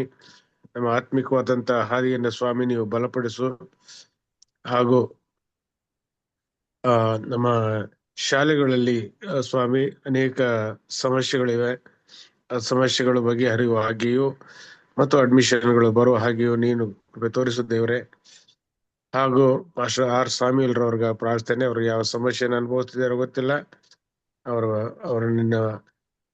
ಅವರ ಸಮಸ್ಯೆನ ದೂರ ಮಾಡು. ಮತ್ತು 1.5 ವರ್ಷದ ಮೋಹಿತ್ ಅವ್ರಿಗಾಗಿ ಪ್ರಾರ್ಥನೆ ಸ್ವಾಮಿ. ಅವರು ಶಾರೀರಿಕವಾಗಿ ಬಲಹೀನತೆಗಳನ್ನ ಅಥವಾ ಅಸಮಾಧಾನಗಳನ್ನ, ಸಮಸ್ಯೆಗಳನ್ನ ಅನುಭವಿಸ್ತಿದ್ದಾರೆ. ಅವ್ರನ್ನ ನೀನು ಆಶೀರ್ವಾದ ಮಾಡು. ಹಾಗೂ ಸ್ವಾಮಿ ವಿನೋದ್ ಕುಮಾರ್ ಹೊಟ್ಟೆ ನೋವಿನ ಸಮಸ್ಯೆಯಿಂದ ಬಳಲುತ್ತಿದ್ದಾರೆ, ಅವ್ರನ್ನ ನೀನು ದೂರ ಮಾಡು. ಲೈಲಾ ಅವರು KGF ಸಭೆಯ ಸದಸ್ಯರಾಗಿದ್ದಾರೆ ಸ್ವಾಮಿ. ಅವ್ರನ್ನ ಮತ್ತು ಕರ್ತನೆ ನ್ಯಾನ್ಸಿ ಡೇವಿಡ್ ಅವ್ರಿಗ ಪ್ರಾರ್ಥನೆ. ಅವರು ಶಸ್ತ್ರಚಿಕಿತ್ಸೆಗೆ ಒಳಗಾಗಿ ಅವರು ಸಂಪೂರ್ಣವಾಗಿ ಗುಣ ಹೊಂದಲಿಕ್ಕೆ ಸ್ವಾಮಿ ಅವರಿಗೆ ಯಾವ್ಯಾವುದು ಅವಶ್ಯವಾಗಿದೆಯೋ ವೈದ್ಯರ ಸಲಹೆಗಳು, ವೈದ್ಯರ ಸ್ಪರ್ಶತೆಯು ಸ್ವಾಮಿ ಅವಶ್ಯವಾಗಿದೆ. ಅವರ ಮುಖಾಂತರವಾಗಿ ನೀನು ಗುಣಪಡಿಸು ಎಂದು ನಾವು ಪ್ರಾರ್ಥಿಸುವಂತರಾಗಿದ್ದೇವೆ. ಹಾಗೂ ನೀತಾ ಪ್ರಶಾಂತ್ ಕುಮಾರ್ ಅವ್ರಿಗೆ ಪ್ರಾರ್ಥನೆ. ಹಾಗೂ ನಿಮೆನ್ಸ್ ಹಾಸ್ಪಿಟಲ್ ಅಲ್ಲಿ ಇದ್ದಾರೆ. ಡಿ ಸಾಮ್ಯುಲ್ ಅವ್ರಿಗೆ ಪ್ರಾರ್ಥನೆ. ಹಾಗೂ ಪುಟ್ಟಸುಬ್ಬು ಅವ್ರಿಗಾಗಿ ಪ್ರಾರ್ಥನೆ ಸ್ವಾಮಿ. ಡೇವಿಡ್ ಅವ್ರಿಗಾಗಿ ಪ್ರಾರ್ಥನೆ. ಜಾನ್ ಡೇವಿಡ್ ಅವ್ರಿಗಾಗಿ ಪ್ರಾರ್ಥನೆ. ಅವರ ಕಣ್ಣಿನ ನೋವಿನ ಸಮಸ್ಯೆ ಇದೆ. ಹಾಗೂ ಸಹೋದರಂತ ಲೋಕೇಶ್ ಅವ್ರಿಗಾಗಿಯೂ, ಹಾಗೂ ಪ್ರೇಮ್ನಾಥ್ ಕೋಲ್ಕರ್ ಹಿರಿಯರಂತ ಪ್ರೇಮ್ನಾಥ್ ಕೋಲ್ಕರ್ ಅವ್ರನ್ನ ಆಶೀರ್ವಾದ ಮಾಡು. ಹಾಗೂ ಸ್ವಾಮಿ ಹೃದಯಘಾತಕ್ಕೆ ಒಳಗಾಗಿರ್ತಕ್ಕಂಥ MD ಸಾಮ್ಯುಲ್ ಅವ್ರಿಗಾಗಿಯೂ ಕೂಡ ಪ್ರಾರ್ಥಿಸುವಂತರಾಗಿದ್ದೇವೆ. ಅವರಿಗೆ ಸ್ವಾಮಿ ಹೃದಯಘಾತದಿಂದ ಹೊರ ಬಂದಿದ್ದಾರೆ. ಮತ್ತೊಂದು ಸ್ಟಂಟ್ ಅನ್ನು ಹಾಕಿ ಸ್ವಾಮಿ ಅವರು ಚೇತರಿಸಿಕೊಳ್ಳುವಂತ ಸಂದರ್ಭದಲ್ಲಿ ನಿನ್ನ ಕೃಪೆ ಆತನ ಮೇಲೆಯೂ ಇರಲಿ ಸ್ವಾಮಿ. ಮಾಧ್ಯಮದಲ್ಲಿ ಸೇರಿರುವಂತ ಪ್ರತಿಯೊಬ್ಬ ನಿನ್ನ ಮಕ್ಕಳ ಮೇಲೆ ನಿನ್ನ ಹೇಳುವಂತ ಆಶೀರ್ವಾದ ಇರಲಿ. ಮಾತ್ರವಲ್ಲ ಸ್ವಾಮಿ, ಈ ಸಬ್ಬತ್ತಿನ ದಿವಸದಲ್ಲಿ ನಿನ್ನ ಮಕ್ಕಳಾದ ನಾವುಗಳು ದೇವಾಲಯದಲ್ಲಿ ಹೋಗಿ ಈ ವಿಜ್ಞಾಪನೆಗಳನ್ನ ನಾವು ತಿರುಗಿ ನೆನಪು ಮಾಡಿಕೊಂಡು ನಿಮ್ಮ ಪಾದಡಿಗೆ ಸಲ್ಲಿಸುವಾಗ ನಮ್ಮ ಅಪರಾಧಗಳನ್ನ ಮನ್ನಿಸಿ ಸ್ವಾಮಿ ಈ ಪ್ರಾರ್ಥನೆಗಳನ್ನ ನೀವು ಸ್ವೀಕರಿಸಬೇಕಾ ಪ್ರಾರ್ಥಿಸ್ತೇವೆ. ಮತ್ತೊಂದು ಆವೃತ್ತಿ. ಸ್ವಾಮಿ, ನಿನ್ನ ವಿಶೇಷವಂತ ಕೃಪಾಶೀರ್ವಾದಗಳಿಗೆ ವಂದನೆಯನ್ನು ಸಲ್ಲಿಸುತ್ತಾ ಈ ಸಬ್ಬತ್ತಿನ ಆಶೀರ್ವಾದಗಳನ್ನ ನಮ್ಮೆಲ್ಲರಿಗೂ ಅನುಗ್ರಹಿಸಿ ನಮ್ಮನ್ನ ಈ ದಿನವೆಲ್ಲ ನಡೆಸಬೇಕಾಗಿ ಕಾರ್ಯಕರ್ತನ ಮುದ್ದ ರಕ್ಷಕನಾದಂತ ಯೇಸುವಿನ ಪರಿಶುದ್ಧ ನಾಮದಲ್ಲಿ ಅತ್ಯಂತ ವಿನಯದಿಂದ ತಾಳ್ಮೆಯಿಂದ ಬೇಡಿದ್ದೇವೆ ತಂದೆಯೇ, ಆಮೇನ್. ಆಮೆನ್. ಪರಲೋಕದ ಪರಲೋಕದಲ್ಲಿ ಪ್ರಾರ್ಥನೆಯನ್ನ ಮಾಡ್ಕೊಳ್ಳೋಣ. ಪರಲೋಕದಲ್ಲಿರುವ ನಮ್ಮ ತಂದೆಯೇ, ಪರಲೋಕದಲ್ಲಿ ನಿನ್ನ ನಾಮವು ನಾಮವು ಪರಿಶುದ್ಧವೆನಿಸಲ್ಪಡಲಿ. ನಿನ್ನ ರಾಜ್ಯವು ಬರಲಿ. ನಿನ್ನ ಚಿತ್ತವು ಪರಲೋಕದಲ್ಲಿ ನೆರವೇರುವ ಪ್ರಕಾರ ಭೂಲೋಕದಲ್ಲಿ ನೆರವೇರಲಿ. ನಮ್ಮ ಅನುದಿನದ ಆಹಾರವನ್ನು ಇವತ್ತು ನಮಗೆ ಪಾಲಿಸಿಕೊಡು. ನಮಗೆ ತಪ್ಪು ಮಾಡಿದವರನ್ನು ನಾವು ಕ್ಷಮಿಸಿದಂತೆ ನಮ್ಮ ತಪ್ಪುಗಳನ್ನು ಕ್ಷಮಿಸು.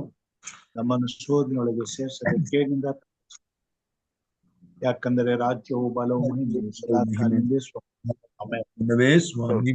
ಆಮೆನ್. ಕರ್ತನ ಆಶೀರ್ವಾದವನ್ನು ಹೊಂದಿಕೊಳ್ಳೋಣ. ಈಗ ನಮ್ಮ ಕರ್ತನಾದ ಯೇಸು ಕ್ರಿಸ್ತನ ಕೃಪೆಯು, ತಂದೆಯಾದ ದೇವರ ಪ್ರೀತಿಯು, ಪವಿತ್ರಾತ್ಮನ ಅನ್ಯೋನ್ಯತೆ, ಐಕ್ಯತೆ, ಶಾಂತಿ, ಸಮಾಧಾನ ಈ Zoom ಮಾಧ್ಯಮದಲ್ಲಿ ನೀನು ವಾಕ್ಯವನ್ನ ಕೇಳಲು ಬಂದಿರುವಂತ ಪ್ರತಿಯೊಬ್ಬ ನಿನ್ನ ಮಕ್ಕಳ ಮೇಲೆಯೂ, ಇನ್ನು ವಾಕ್ಯವನ್ನು ಹಂಚಿಕೊಟ್ಟಂತ ಬೋಧಕರಂತ ಪ್ರದೀಪ್ ಸುನವರ ಮೇಲೆಯೂ, ಹಾಗೂ ಮುಂಜಾನೆ ಹಾಗೂ ಸಂಜೆ ಕೂಟಗಳನ್ನು ಆಯೋಜಿಸ್ತಕ್ಕಂಥ ಬೋಧಕರಂತ ಎಂ ರಾಜುರವರ ಮೇಲೆಯೂ,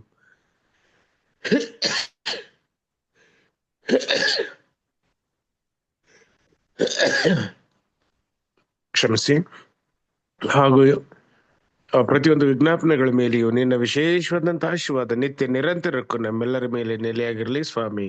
ಆಮೆನ್. ಆಮೆನ್. ಆಮೆನ್. ಆಮೆನ್. Okay, thank you once again, and may God bless each one of us. Have a blessed day, and we will meet, God willing, next Saturday again. Thank you. Thank you for the message, sir. Thank you.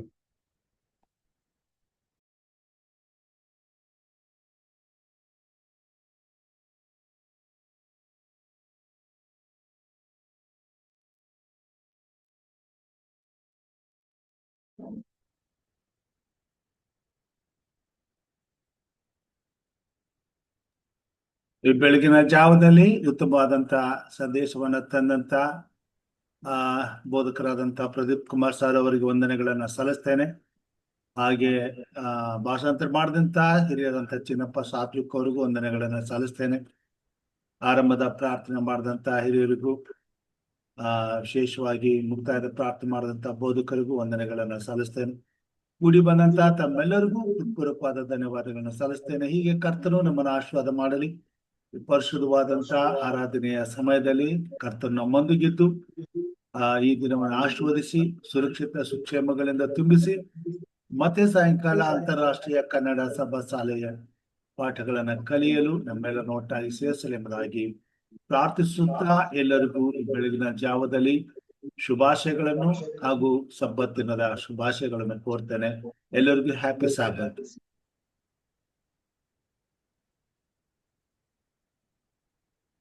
Happy Sabbath, sir. Thank you.